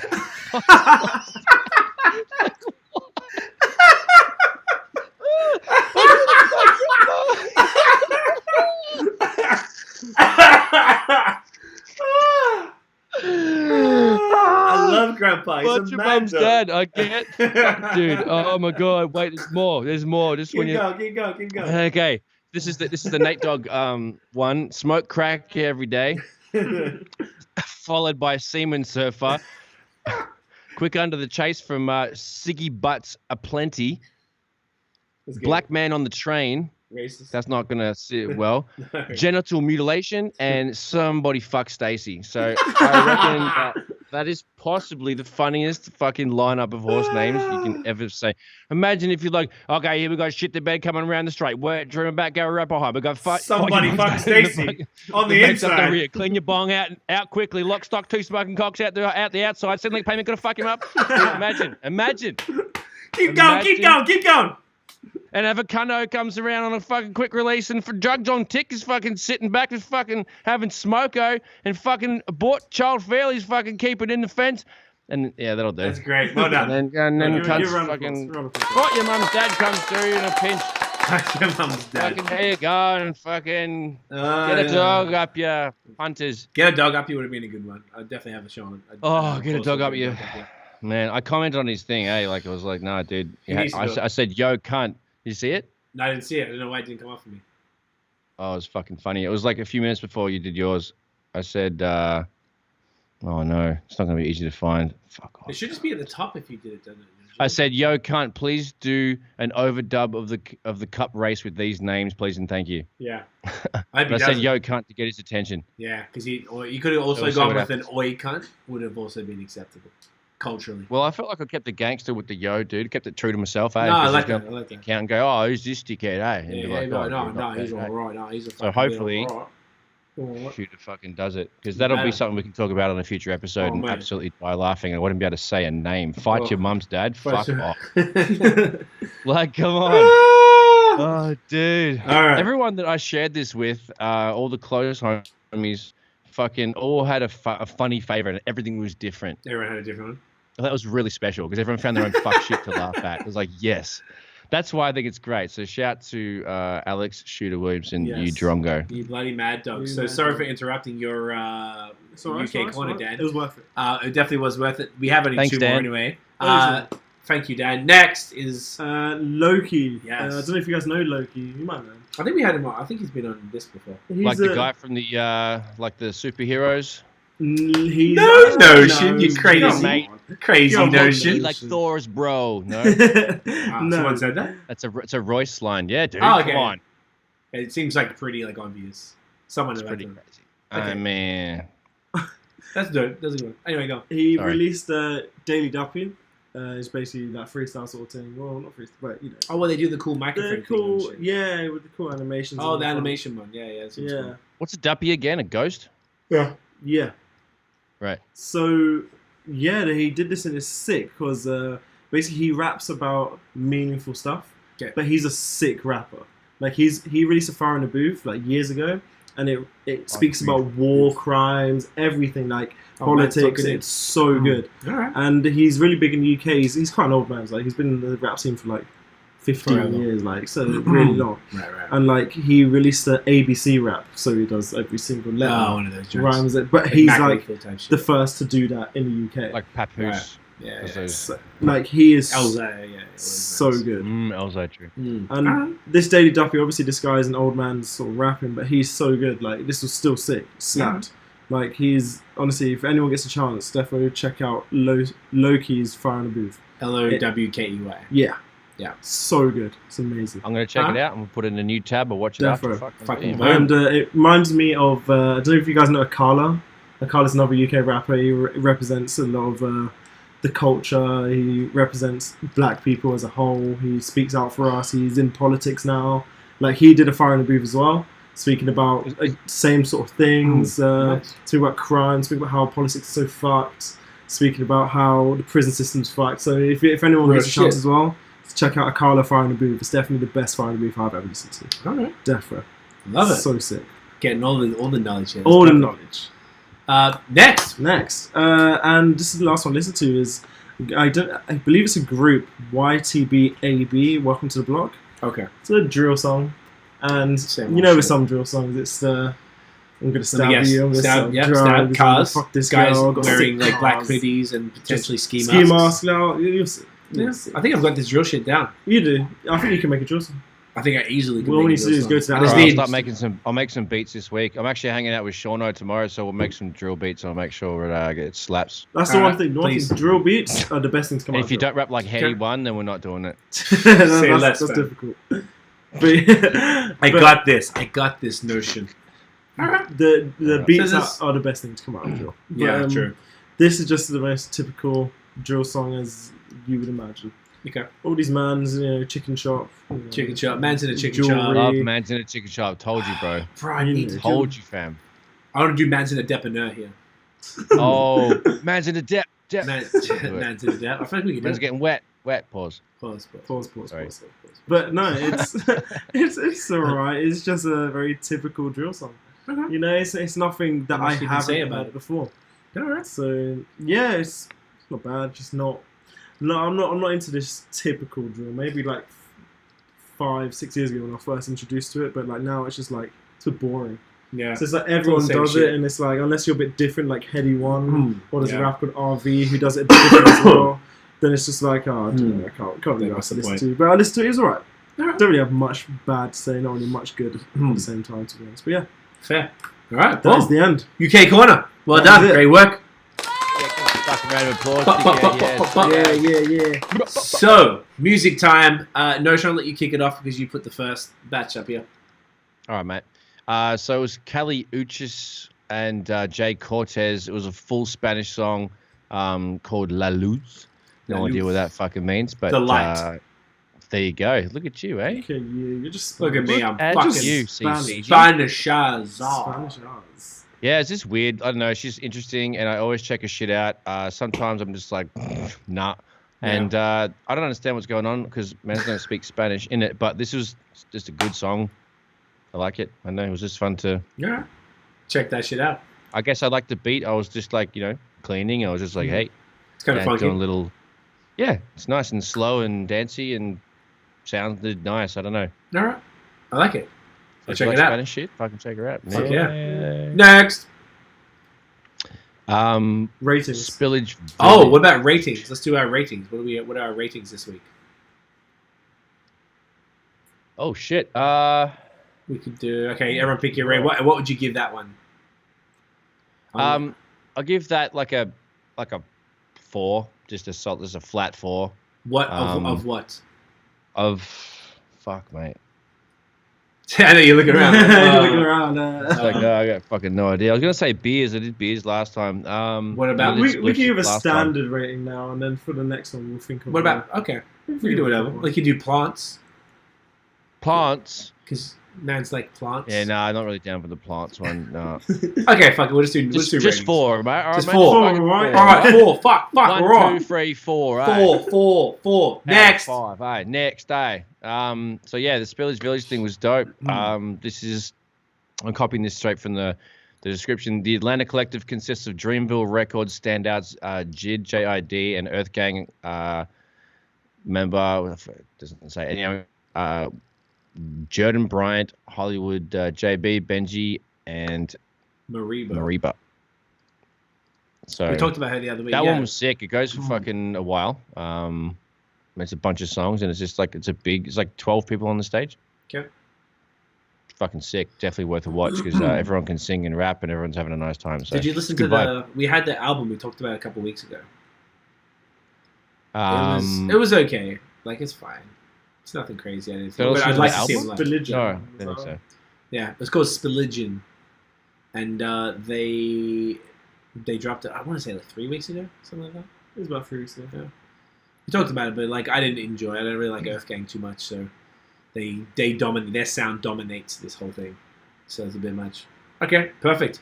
Next, this one just has to be talked about. Justin Bieber did Justin Bieber the God, as I wrote here. I noticed in capitals. In caps, did a live version of Lonely with Benny Blanco. Yeah, like it doesn't sound too dissimilar to the original, to be honest, because there's no beat or nothing. It's just the piano and him singing it, so it sounds almost identical. Beautiful, fucking like I don't think it's a Rhodes keyboard, but it's definitely an old vintage sort of tube sort of job. It sounds fucking sweet as. That was really cool. Yeah, very, very cool. I like that one a lot. It's just nice to hear. So, and so, it sounds like hopefully he wrote it because it's sounds like it's come straight from him. Yeah. No, I think he did, or someone wrote it for him with that perspective. I forgot what it was. Right. Okay. But it's not. I don't think it's impeccably written. I think we said that last time, so it's possible that it was him. But that obviously gets a 9 out of 5. Amazing. Makes sense. Everyone else. Can I even give a rating? Because I don't even think that's what. No matter what I say, if it's not a fucking 9, you're gonna be like, "Listen, dickhead, you're off the show," and cunts don't give a fuck, so piss off. So probably just won't say nothing, All right, you better not say shit either. But it was good, and I really enjoyed it. So that's nice. There you go. That's all I need to hear. It was the best thing I've ever heard in my life. All right, Dan says the best. Notion's down. Boom, done. Next. This was really interesting. So, Black Soprano families, BSF, Benny the Butcher's crew, and they did a song called Grams in the Water, and it was I think it was the first video. Cinematic. Yo, this was, and it was like a night. They had this dude. I don't even know who the feature is or if he's a part of the crew. I couldn't really tell, but he was great. Like it was a singing hook. Yeah, I'd never heard any of Griselda's music almost ever with somebody singing on a hook. With a proper, And it was catchy hook. Everyone, and they put Benny last so that people would listen to the other guys, obviously, right? Of course. I really enjoyed it. I thought it was great. It had a very Nipsey kind of vibe. Like, yeah, that's why I liked it. It's like a triumphant street sort of anthem, but like there was a lot of passion in the hook, and like it was very well, it was tasteful with the auto tune as well. It worked. Yes. I agree with what you said, and it's fucking. Did they drop an album? Yeah, this was back in July. Okay. Oh, I guess we missed the album. And this song came from the album. No shit. All right, I'm gonna go check that then. But yeah, I need to check that as well. I've listened. This song is sick. Like, I it's hard. Like sick. Yeah, I thought that Armani Caesar was part of that, but I guess she's not. These guys are just. I think they're separate. So that's her in the video. I thought she was about to rap. Oh. I'm pretty sure it's her. But they usually would give her the look rather than somebody else. But yeah. Either way, really good. I'm gonna go check that album then. I had no idea. Look at it. We're all learning stuff today. Fucking boom. Next, this one's you, Nish. Tiny Desk at Home concert, Ty Dolla $ign. This was fucking sick. What songs did he do? I've been getting. I don't know if we mentioned it when we were talking about it last week. I've finally come around. I think he's fucking dope. I'm a big fan of him now. I've been listening to go. I was just saying, I used to, hate his early features and his earlier stuff. I just didn't like it. Yeah. And he just finally came around. So yeah, and this one he's got an MPC 2000 XL right there, and he's got a bunch of samples in it. So he's playing it himself? And he sings dick off. There's, there's preloaded songs and samples. He's just kind of like playing with faders and stuff, but it's cool. What songs does he do? 6 people there. He does 15 minutes worth. What'd you say? What songs does he do? I'm just curious. He does Temptations, Something New, Or Nah, Paranoid, Ego Death, and Your Turn. Okay. That's a good one. one. It's pretty good, man. Like, it's 15 minutes in and out. It's really, really good. I like it because he's got a cool backup singer, and they're all just like tuned in. And I don't know, he reminds me of T-Pain, and I got the same respect for him as T-Pain in that he can actually sing without it. It's just like I don't know, it's really cool. I just seeing this was like dope because I don't know. I guess I was late coming around on enjoying how he rolls. Newfound appreciation. Yeah. Mans is a fan store. It's definitely a good watch. I love fucking Tiny Desk in general, but this one was a great one. Okay, I'm 100% checking. I've been I haven't really gone back to the album, but I've listened to the song Universe every day. It's like it's the type of joint that you put on first thing in the morning and it just puts you in a great mood. That's true. Yeah, it's fantastic. I love that him and Kalani. It's just beautiful. It gives me like the ugly face and goosebumps. It's beautiful. Oof, yeah, the musician disgusting face is one of the highest forms of praise you can give a cunt right there, mate. Oh, Kalani just kills it. It's disgusting. Oof. Jesus Christ. I even heard there's a song by Mac Miller called Cinderella with Dolla on it. That's a dirty song. That came on shuffle the other day for me. I was just like, it was yesterday. Yeah, I was like, stupid good. Okay, I'll go check for that. That sounds familiar. Yeah. It's on the Divine Feminine. That sounds about right. Yeah. Anyway, that's Dolla Tiny Desk is Firebombs. Check it out. Give that a fucking 4.5 out of 5 score points. Yeah, good points this week. Stuff. Okay. Did you watch it, Dan? No, this is the first time I've seen it. Okay, so that's we're gonna run with Brad's. I think that sounds like a solid 4.5 too. Boom. Next. Savannah Ray from Scarborough. What is good? She is signed to Boy Wonder's deal, or through him. He's taking care of her. She had a single called Solid, it was passed on to me from Robro, so shouts. It was good. It was nice, smooth, soulful. She's got a fantastic voice. I've been following her on Twitter for a while, but yeah, man, she's cool. I like seeing Canadians kill it. The visuals have been good. The other ones I've seen as well. This was a really great song. So I hope she does well. Yeah. Anyone else hear it? Yeah, I listened to it today. I'll give it 4. I'll give it about 3.75. It was good. Okay. It wasn't like anything. Yeah, it didn't blow me away, but it was cool. Yeah, I'll give it 3.75 meters of snow. Ooh. Wow. Can you imagine? That's perfect. Should we do like nature metrics? I think. We can do that. Well, we've already. I reckon it's snowing now. I'll do autumn leaves. I'll do 4 autumn leaves, and I'll do nicely coloured. One of each colour. Autumn leaves. Do you want to go check it? You can go check it. We'll check it after. All right, it's snowing right now, so Dan wants to see it. Babe, Tiff might be able to check it. Oh, that's awesome. I knew it would. I said it started at 7. Like, she's checking to make sure. Dan is going to be very excited. She's opened it up. My gosh. Is it really snowing? It's not that it's really snowed. The whole ground is covered. Fuck. Well, Dan is moist. Alright, let's get through this so Dan can play in the fucking snow. Next. Go make a snow angel, mate. Next, I didn't see this one. This is you, Brady, put this here? King Combs? I put it in. Oh, Dan put it in there. Dan, tell us about this one. King Combs. This is P. Diddy's son. Released a song called, how do you pronounce it? King Curtis? Carti? Carti? I don't know. He must say it should be Carti. Yeah. But, Carti's like Cartiers, like glasses. I can only assume that sounds right. Yeah. Carti's the whole. I watched it. I'll tell you. Okay. This was very. Sorry to give it away. Give it away. It was very. Oh, it's exactly what you think it's going to be with a song called that. Yeah, it's very different to what he's made previously. Oh, he has his shirt off. There you go. I knew that was shirt off. Of course, buddy, he usually makes songs just like P. Diddy. Right. He sounds like he is literally in Bad Boy. Okay. He usually. So he's doing flashy. But now it's different. It sounds like he's on more of a drill, sort of what all the New York rappers are doing now. Okay, so now it's like he's kind of like jumped on the wave. Okay. Because he hasn't, from what I know anyway, he hasn't released music in a while. Because all the songs I remember, he used to release like just summer tunes. Like he released a song called "Fuck the Summer Up," and he released a song with Tiana Taylor, which were both really good songs. And this was like different. I don't hate it. It's definitely not his best work, but it's definitely like a decent song. Okay, it's good. I need to listen to it again, definitely. But it's good from what I listened to it. Right. Nosh? Yeah, no, it was really bad. I wasn't a fan of it at all. Like, I couldn't get into it. It was just like the video is the worst part of it. The video, you can tell what song it is. Just by you look at him like, he looks like a fuckboy. It's just like with the access he has to fucking dope producers and studios and all the money that the cunts, grown up in and stuff. You think I was just expecting better. That's just like bad. Lyrics were so shit. Right. I give that a fucking 1. Damn. One cruddy autumn leaf that a car drove over in a puddle. Damn. It's shocking. Savage. Sorry, Dan. No, it's definitely not his best work. 100%. I don't really know what he's even decent work. If you listen to his other songs, you'll definitely sort of hear like, because when I used to listen to this, or even like when I played it in front of my mum, she was like, "Oh, is this P Diddy?"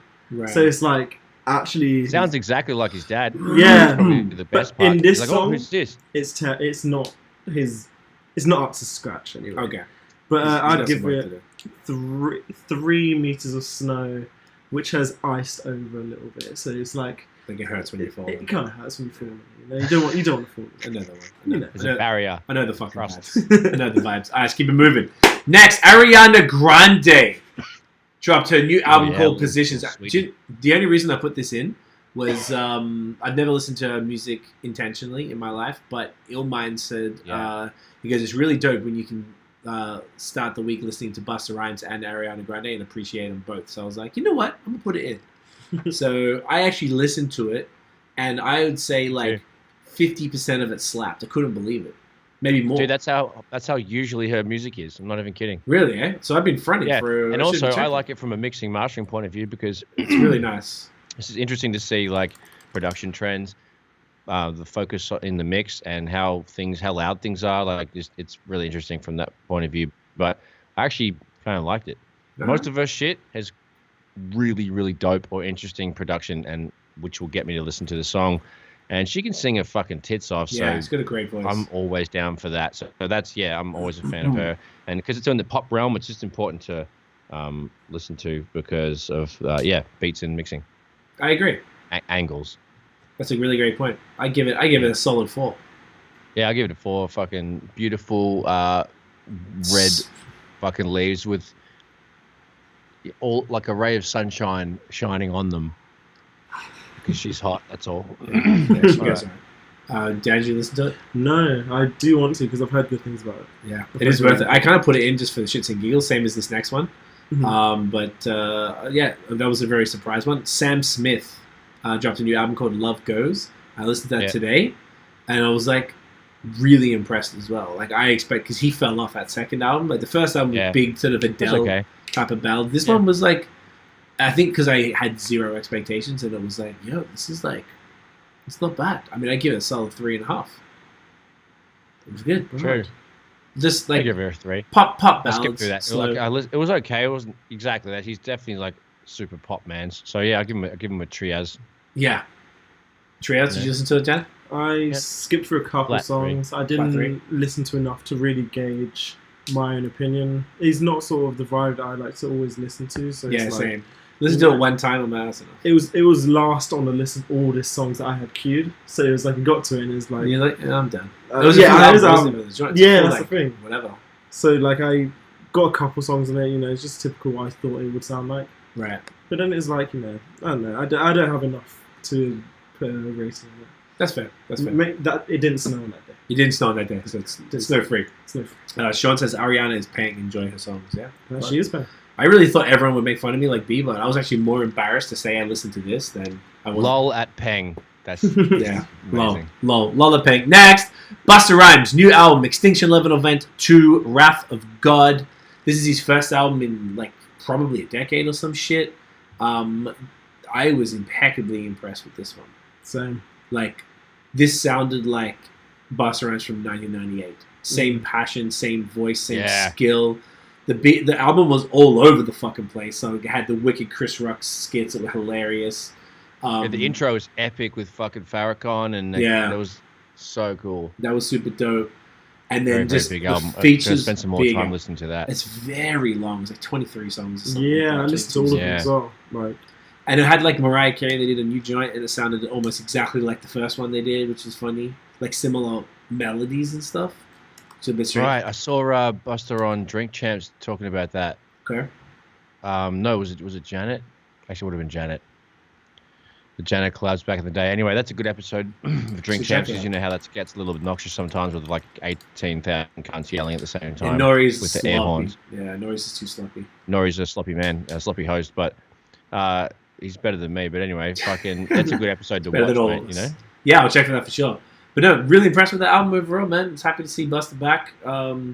I appreciate it. I think I'm going to do what you said as well and listen to that again. I think it deserves a... It definitely has reason for it. Like, same. But it brought me back. Yeah, I finished it. That was the first album I listened to. And it was... Nice. I was over the like Friday or something, and it took me back to listening to the other shit from like 96 was the coming. Then when Disaster Strikes and the first Extinction Level event. They had a bunch of references to that. Yeah, a lot, which I loved. It was just cool. It just, I don't know, it was nostalgic, but not in a shit way. Like, not like, you know how, like, no shade, but like Ghostface has kind of lost his voice. I've seen people talking about that. Like, he just doesn't sound the same. He was on something recently. And I was like, it sounds like a shadow of himself. Chic sounds amazing. Like we were talking about the last one. Yeah, that's Busta sounds fucking amazing. And it's like, you took care of yourself. Long ass voice. Yeah. It's very cool. I give it 4.5, 4.75. I'm not rating tonight. Fuck it. Dang, 4 and 3. Okay. Yeah, no, I'm gonna stick with that. 4.75. Yeah, no, I give it 4.75. Yeah, meters of snow. Like it was maybe you could so do inches of snow. Inches of snow. Meters is a bit mad. Meters is pretty bad. 4.5 meters is like whoa, double the ceiling. That's that's a bit mad. But inches. It slowed down, innit? It was a sick album. Foot. Feet. We could do. No. Let's stick to inches. Keep it smaller. Inches. Little. Small. Just a little guy. But just a sprinkle. Just a sprinkle. You know, not too much. It was a sick album though. I fucked a bit heavy. It's like same with how Exhibits last week was so good, and I didn't think it was gonna be good. But as soon as I saw Busta Rhymes' name, I was like, it's just gonna be an old rapper, innit? Like, here we go. But it was sick. 22 songs of fire. Yeah. I think it was fucking very sick. good. But yeah. Alright, boom. Nice one. Next. SOHN. SOHN, one of my favorite producers, came back with a new song called Doubt. Now, it had someone rapping on it, and I was a little confused because they weren't credited, so I didn't really know what was happening. I couldn't find this one. I actually tried to fucking YouTube it, and it just wouldn't come up, man. I couldn't fucking find it. Maybe it was on Apple Music. Okay, so maybe it was on Spotify and Apple Music. They didn't put it on YouTube, potentially, then. I guess I'll fucking get on that after this. I liked it. SOHN is dope. If it shows you, I just like hearing him back. It didn't sound really that much like his other stuff, but I love this dude. He produced for Quabs, I was talking about before, with the one of the best albums ever, with Love and War. Mm-hmm. So SOHN is also a singer. I've seen him live a couple times. He's fantastic. All these Alt-R&B motherfuckers come to Montreal all the time. People love that shit here. So, well, they did in the past, in the before times, as we're going to refer to it as. But yeah, I love it. 4 times. I give it 4. I give it a solid 4. We can call it BC before COVID. Ooh, bars. Ooh. I'm giving that an air horn. Yeah, go on. Can I get a fucking round of applause too? No, it's a bit much. I'm gonna write this down. BC. Back the truck up, no dog. Before COVID, I'm gonna put that as a episode idea as well. Then at the very end, do you know what we think? BC colon before, yeah. Yo, I noticed fucking Sean's comment: birds sneaking box wine in their box on my OMG. He enjoyed that. He enjoyed that. I just remember that. That's. I enjoy that. Mate, it's a good one. Do we have a rating for that, or you? Yeah, I listened to it. It was. I've never listened to him before, so you got no context. I don't know context, so from what I've literally listened to, it was all right. It wasn't something that I'd go, oh, let me put on this track. Right. You know, it Fair. was. I agree with that. I'll give it a solid 3 inches of snow. 3. Just normal tones. Boom. Love it. And yeah. Next. I'm gonna find it and listen to it. I'll let you know. Definitely check it out. Next. Let's move through these a little quicker. I guess it's an hour and 15 minutes, quick, and hurry. there's still a lot. Well, not hurry. Chill. Hey, slow down, man. Slow down. Hey. Hey mate, there's no rush, hey. Enjoy the journey. It's not about the destination, bro. Keep your socks on. All right. Santino the Saint. Your knickers in a twist. I'll try not to. You're out, mate. Santino, we talked about him every week. This guy has been prolific as fuck. He dropped a new video for Cigarettes and Alcohol, which was on, I think, his last EP. Video was cool. He does these real simple videos. He's just pumping out content. Was weird, bro. Yeah, because it's just like with the song was cool, and if I hadn't seen the video, I would have liked the song way more. Yeah, that video. I feel like he's been. Some of the ones I got like. There's like zero budget and like zero budget. Like he's just like slapping, and it's okay. They're not weird because like I quit smoking like 7 years ago almost, and it's just like yuck as fuck, and there's just like got ciggies planted everywhere. It's just like me feel a little sick. It's like sick. Same. I'm like lucky the song's good, bro. Like that was really weird. It's really shit. Yeah, and he's got such a great voice. It's so shit. I was like, oh. What? Yeah, it was a little strange. It wasn't his best. He's done a little. Smoking's not really cool anymore. Like it's not cool to like it used to be. Like it's definitely not like. I don't know. I look at it and go. So there was a cringe video, but he like. It's a champion. Fucking. Yeah. Anyway, it's I like cool. Dan's reaction. That was fun. Yeah, basically, we didn't have to rate it. Like the song itself is probably Song's 4. Good, yeah, but yeah. But then the video. Yeah, the songs are 4. The videos are 1. Yeah, 1.5, 2. All right, boom. Next, Trippie Redd's album Pegasus finally dropped. I listened to that today. That was weird. I didn't mind it at all. I think we cleaned to it, and it was chill. Like it's. I was surprised. Yeah, I didn't think I'd like it that much. I feel like he's just grown on me more and more, and he has his shit that he does. He's fucking. He has good melodies. The production's really good. Lyrics are pretty gutted and like shit sometimes, but take that with a grain of salt, and it's actually not too bad, dude. It's like it's melodic. You're right. You got to ignore the lyrics most of the time because it's not. Yeah, because it's like it's super dumbed down, watered down, whatever. Like same. Yeah. But like it's very cool little auto-tuney little melodies, and the production's great. Mixing, mastering, obviously there's money behind all of those steps. And it's I don't fucking hate it. Yeah, man. He's a very weird cunt. Oh, the weirdest looking shit that we talked about week before. They tacked that onto the end of it. That was so weird. Yeah. No, that was smart. And he comes with some actual songs. Okay, cool. Now I can take the cunt serious again. That's fine. I thought it was bad. I give it a 4. Ooh, I was gonna say like a 3.33. I like it. I'd give it 3. I was quite. I thought. Do you know it's Trippie Redd? I like his music, but then I don't want to listen to a whole project of him screaming and singing at the same. Because he doesn't just do that normal singing. He does that extra screaming thing at the end. Really yelling that shit. I'd give it 3. It's 3? It's not like the best thing I've heard in the world. I respect it. All right, boom. Next, Lil Durk and Black and Young Thug did a song called "Stay Down." It was cool. It was cool. Yeah, no. You didn't check it, or you didn't like it? I checked it, skipped through it. It was just no. I don't like Lil Durk. Yeah, I don't really like Lil Durk either. But Black is really dope.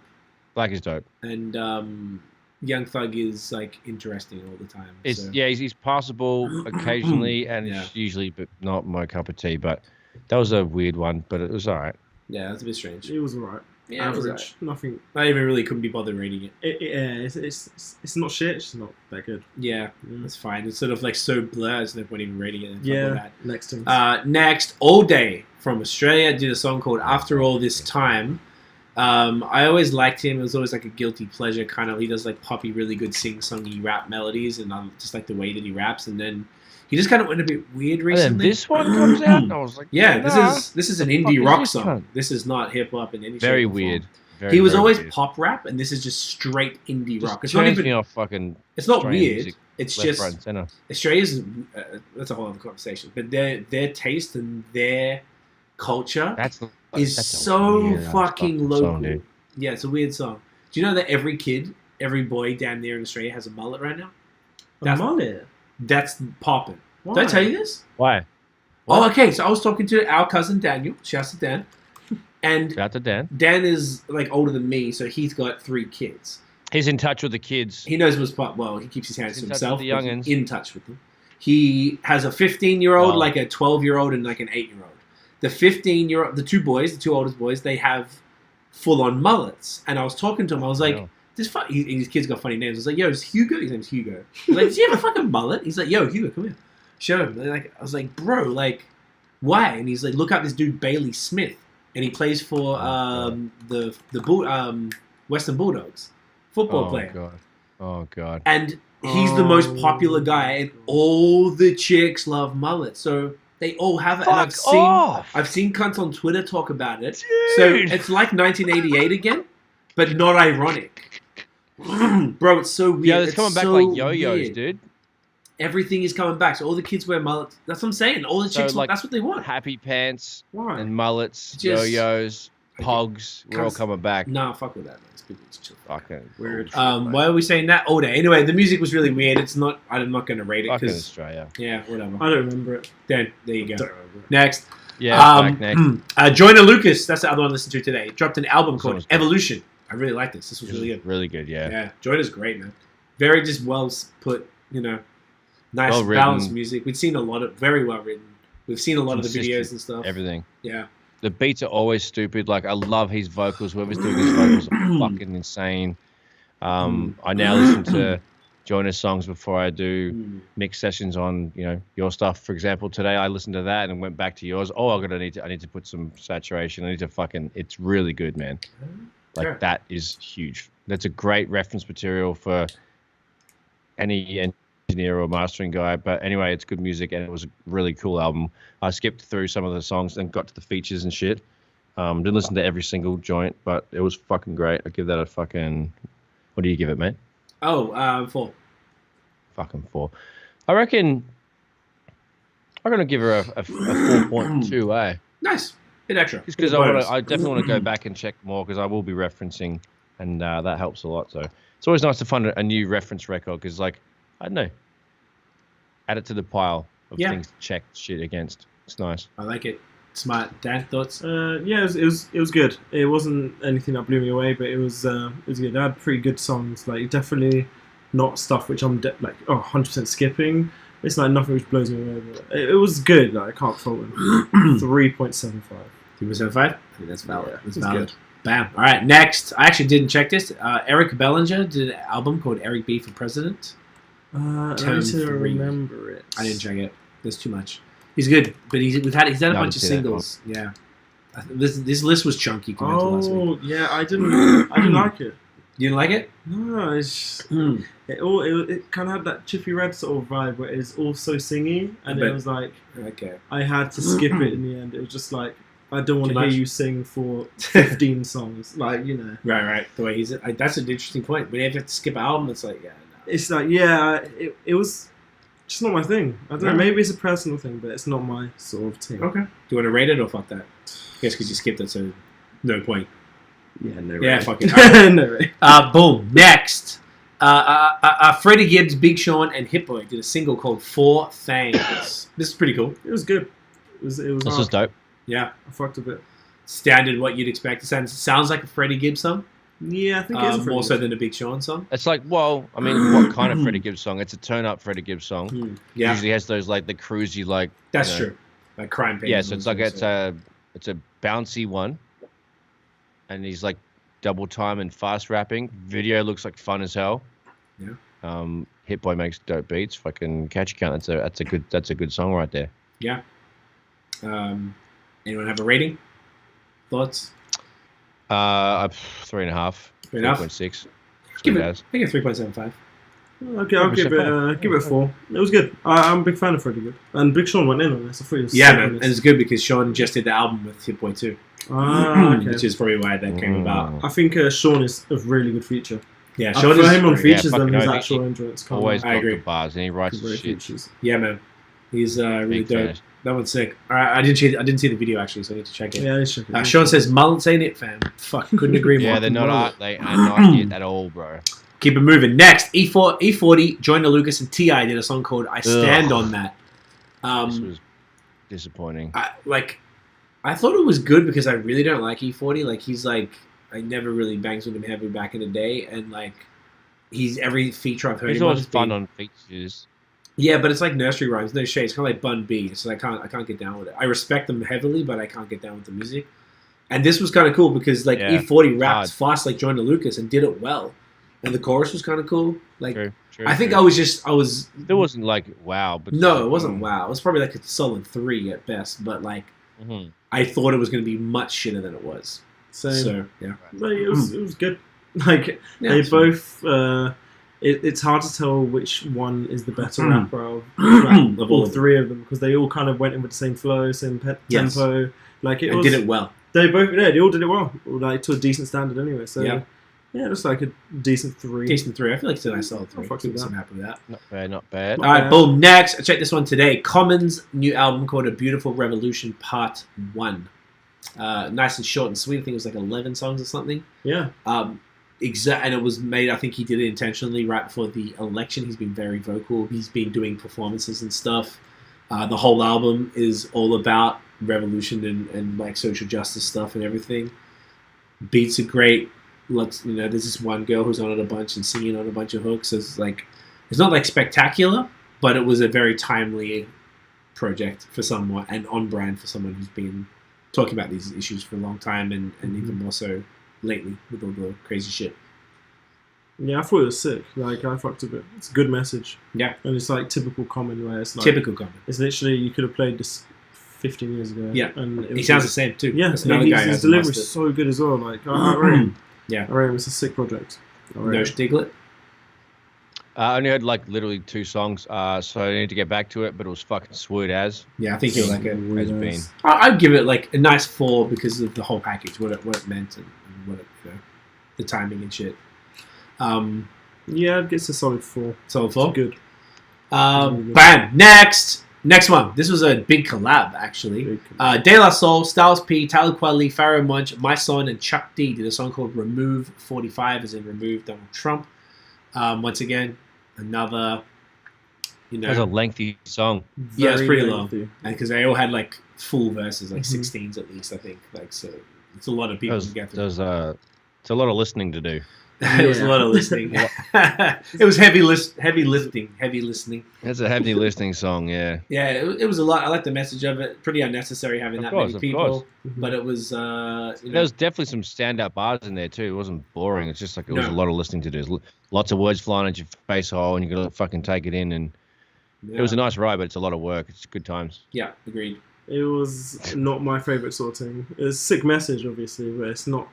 I just didn't like the actual song. I didn't want to listen to it.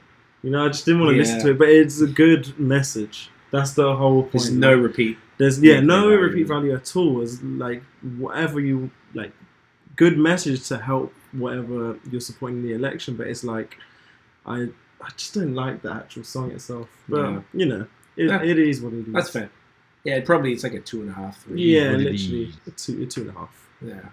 All right, if I get next, Emily Sunday did a new single called Breathe. She's a great British singer or Scottish singer, if you want to be specific. Yeah, it was dope. Nice, on brand. Good to hear her back again. I think she had another album recently or last year, and it was okay, but her first album was so much better. This was nice. Voice killer. Well written. Literally, as you said, on brand.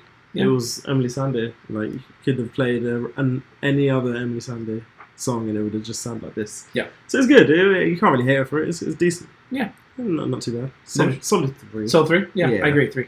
Did you hear this one, Dave? No, mate. No, never mind. Boom. Next. Right. No, it's okay. We're going to keep pushing. Tash Sultana and Jerome Farah did a song called Willow Tree. It was good. I did hear this one. Yeah. I don't know why I didn't hear the other one. I guess I just thought I'd done it. I don't know. It's a lot of words in it. This one was cool. Yeah, it was nice. Lots of words, mate. Stacks of heaps of words. Yeah, this one was good. Good production. Good tune. I thought there was like a lyric video I found. It was nice. Yeah. Nice little accompaniment. Mate, fucking get that out of here. I don't remember it. Do you remember it? Yeah, Fair enough. Don't remember it. Notice what you give it? 3.75, eh? Oh, Jesus, big. Oh, that's big. Damn. Dishing it out, huh? Not bad. Fuck, I give 3.5 there. Yeah. Mate, easy. Yeah, I thought it was pretty nice, eh? Yeah, no, it's good shit. Yeah, Next, Miraa May and Louis Ray, that's they rhyme, did a song, an EP, just a 2-song EP called Let Me Talk. Tiff discovered this chick. She actually should have been like a Lowkey find of the week. I can't remember, guess through the Spotify, one of the Alt-R&B playlists, and she's dope. British chick, of course, because British folks make the best soul. And it's cool. Nice, like, her voice is sick. This is cool, like, contemporary, up-tempo, alt-R&B. That's probably what I describe it as. And I bangs with it, and it's a 4. Yeah, I agree. Miraa May's sick. Like, she's still quite low-key in the UK, to be honest. But, like, she's still, like, a sick artist, in my opinion. I think this project's pretty good. Yeah. A solid 4. So 4 is it? Yeah. It's good. It was good. It was good. Did you hear this one, Nurse Dog? Mate, I did not. Then, good. Let's keep it moving. Next, I was listening to this just before we started. J.R. Writer, I actually put this in for you specifically, Nosh. I Really Rap Too. This is a new album from the Mandem. He was part of Diplomats back in the day. I know Nosh really used to like this dude a lot. Did you hear it? I'm literally listening to it right now, and I'm skipping because I didn't actually get to it. There's a bunch. This pretty much is the portion of the list that I couldn't get past. No but props. yeah, this I'm interested as fuck because I'm definitely down for Spit, like the absolute MCs. So like, yeah, he's I'm down. I found a I think you'll like album link here. Good. I really like it. There's no features, eh? There might be some. I can't remember because fuck man, I was rushing. They don't seem to be. They're not listed anyway. Actually, it's I'm gonna check this for sure. It's right behind me. There's 38 Special, Royce 5'9", Fred Money, and Dave East. Whoa. So pretty decent little lineup. Royce had a good verse. Yeah, I liked it. I'd probably say it's a solid like 3.75. I thought it was sick. That sounds like something I'm keen as fuck to listen to, mate. It's nothing like spectacular, but it's like a really solid, Yeah, I just want to get some inspiration for some bars one day. I might chuck her on. Yeah. I didn't. Might chuck her on tomorrow, eh? I didn't know who G.R. was.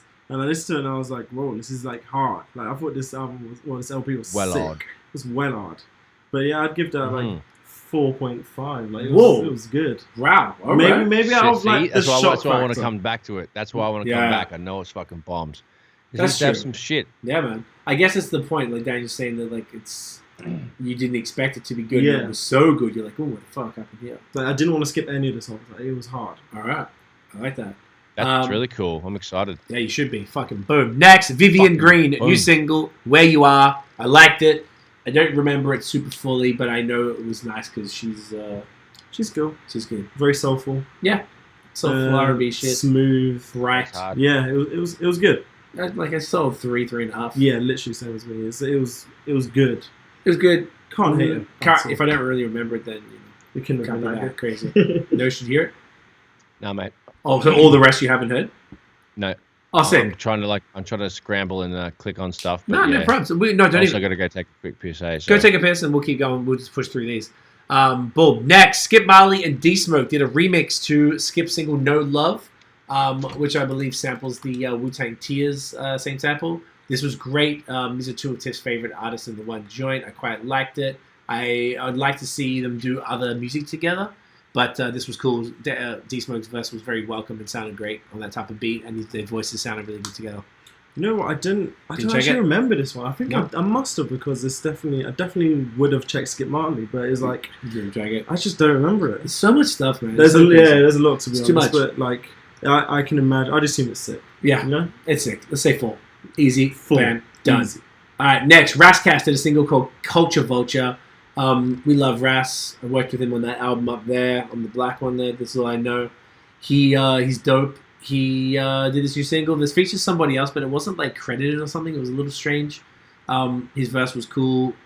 It was like straight up exactly what you expect. Nice, from Ras. A nice solid 3.5. Just like a 3.5. solid Rascal song. Did you hear it? Yeah, but I'm trying to remember the actual. It's so weird because I don't remember a lot of these older because it was like down the bottom of the list. Or right? Rascal. So. Yeah, that's the thing. Yeah, very weird. I don't know. That's cool. I don't know. Keep it moving.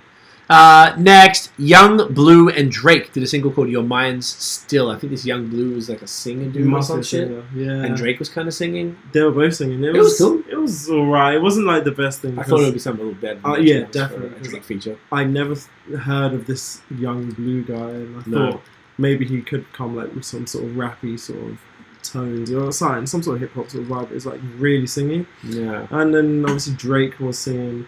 Like for me, personal preference, I just prefer rapping Drake to singing Drake. A lot of people are the other way, but like For me, it's not like my favorite song at all. Like that's like a 3. Yeah, just 2.5, 3. Yeah, literally. Yeah, be a bit savage. Yeah, it was okay.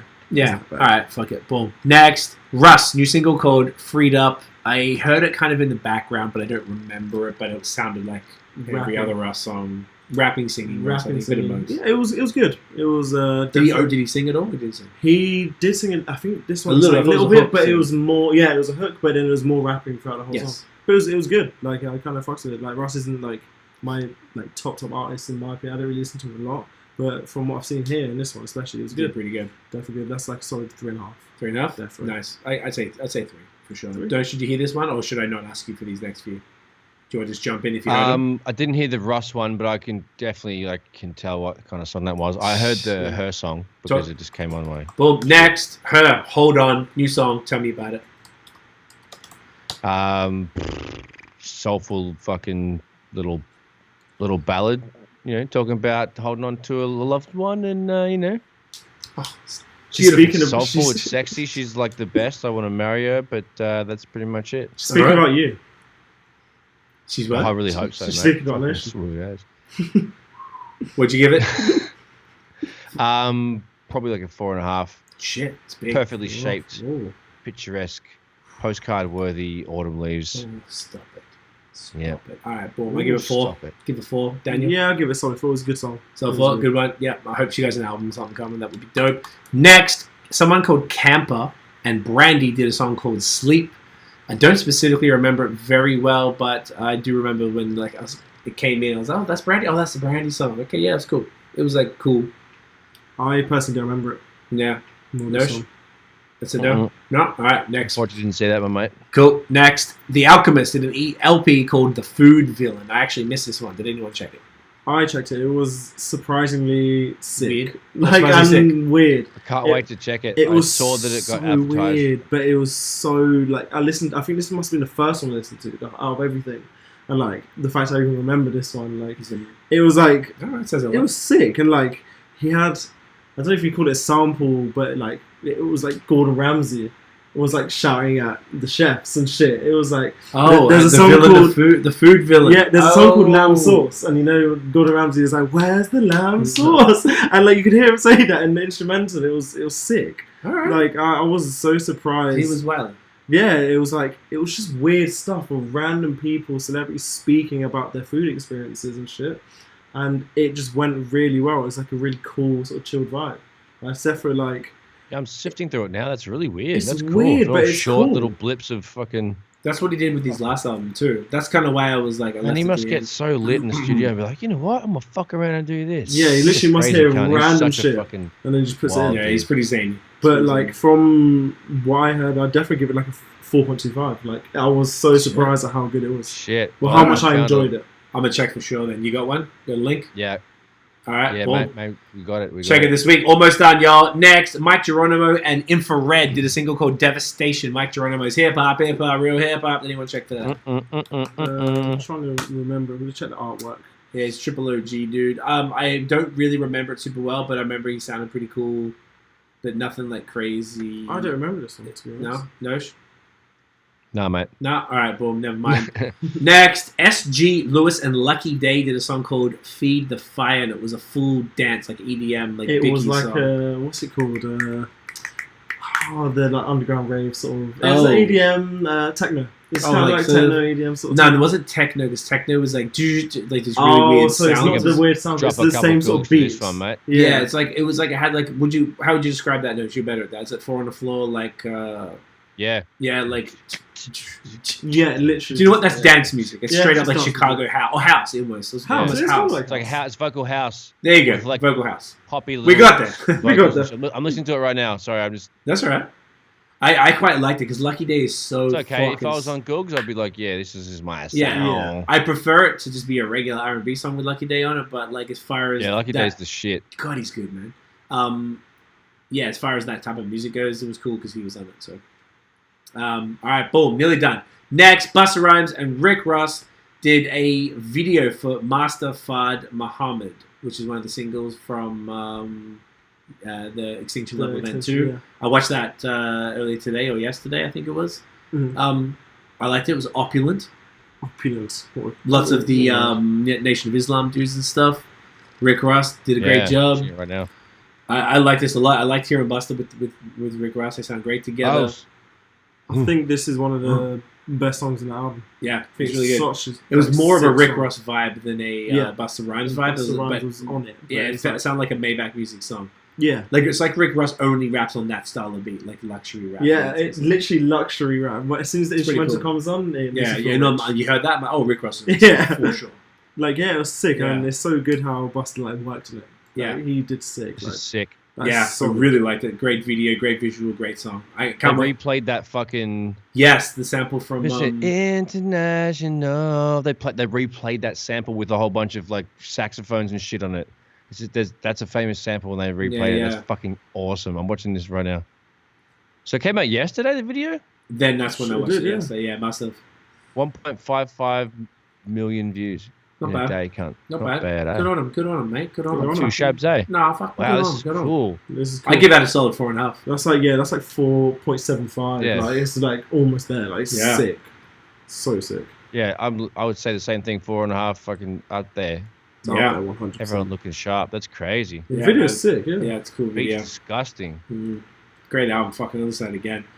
Cool. Last one. Black Thought did Colors one called State Prisoner. We watched this just before we went on. This was fucking flames. This is definitely my song of the week. Like, it's so good. Like, when this project dropped, I thought State Prisoner was one of like, the best songs on the album. Yeah. And in fact, he did Colors. It's just so good. Like, Colors is sick. He just perfected it. It was perfect. That's amazing. It wasn't as good as like his Funk Flex freestyle, for example. I felt like the beats were a little too slow for what he was saying, and he was like, agreed. He needs to be a bit faster. Slowing up a little bit. He's trying to catch the fucking pocket, and it was just hard because when the beats are slower and stretched out like that, you have to like use your fucking diaphragm and push shit out a little more. It's a little more exhausting because you have to stretch it out for an extra like quarter of a beat or whatever the fuck it is. Because like if that was like an extra BPM or two faster, that would have been a little smoother for him. Yeah. And because I was getting thrown off my like enjoyment little rock because I could tell that he was like trying to keep up too much. And if the beat, he was trying to slow down, but if the beat was a little faster, I would have been money. The beats were fire and shit. That's a good point. The last one, the second part of it was way better, but that was fucking sick. I mean, obviously he's the GOAT. I'm just being a cunt, but like, I'm not being a cunt. I'm being like, I'm being a critic. You're being a critic, and I don't know. That's just like that was sick as fuck. I still give it high praise, but that was the only thing I didn't like about it because it was distracting. 4.5. Yeah, 4.5. For me, who never really, I don't really know him. I only know him through the podcast, and like, I haven't listened to this. So this is like, for me, straight 5. Like, it's so good. Sick. This is so sick. I think you'll love Flex freestyle. Damn. Yeah, I need to. That one is like insane. Like that's 10 like minutes of absolute straight bars. You'd be like, what the fuck, cunt? It's like, probably this one will seem shit to you after you watch it. It's like top 5 radio freestyles things I've ever seen time. In my entire life with my eyes and ears. I honestly, it genuinely, you're not being ridiculous. It's that out of control. He is the GOAT, and I've never seen jaw-dropping. It's like jaw-droppingly good. I've never seen. Never been the thing. Sorry, go. No, go. His Funk Flex freestyle raps have never been repeated or uttered in any other way ever before. He wrote that just for that. That's why he's fucking out of control. Every other dude who goes on and absolutely tears it up on Funk Flex, like Nipsey, Royce, etc., etc., they all have been rapping, verses from the album that they're promoting that's coming up soon. Like, that was usually what the Flex, sorry, pun intended, I guess, is on that little segment. You go there to plug your next joint by spitting bars from it and then stringing verses together. But, like, Black Thought come through and just, like, did 10 minutes of savagery, and it's like... yeah, it's crazy.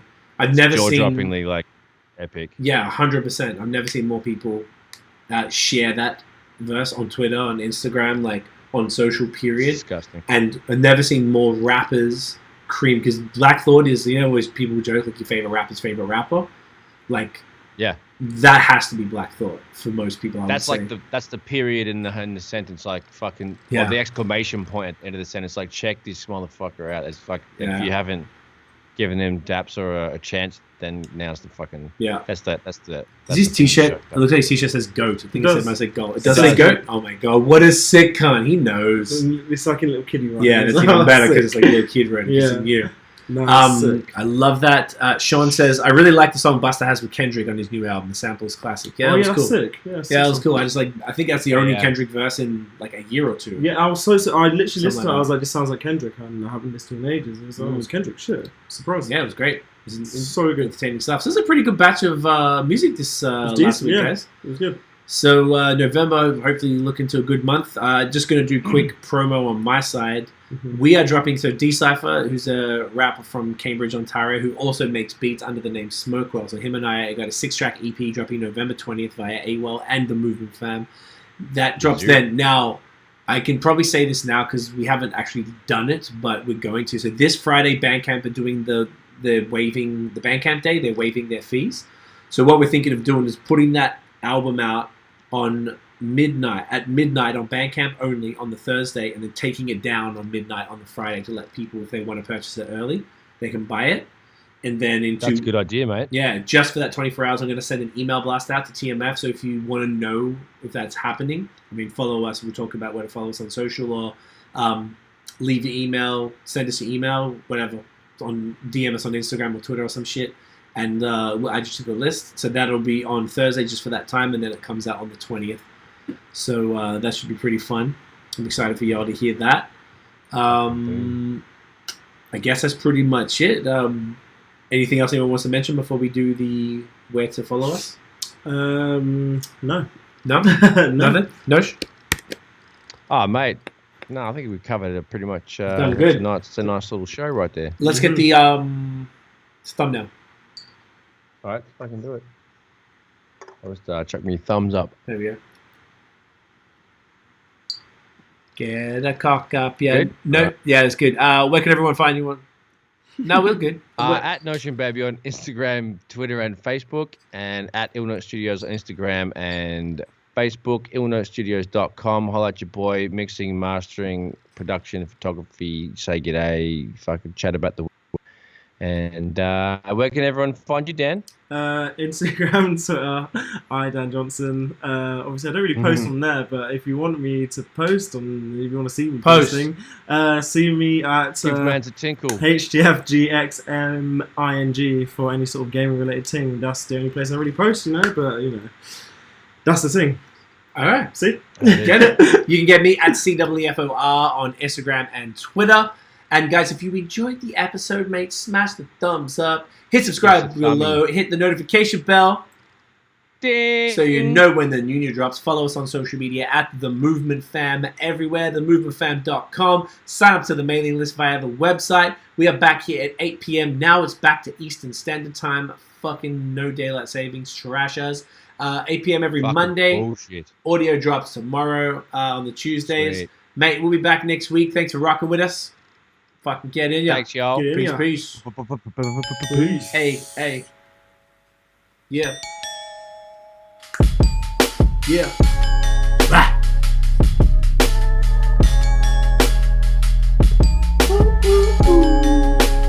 Produced by Notion.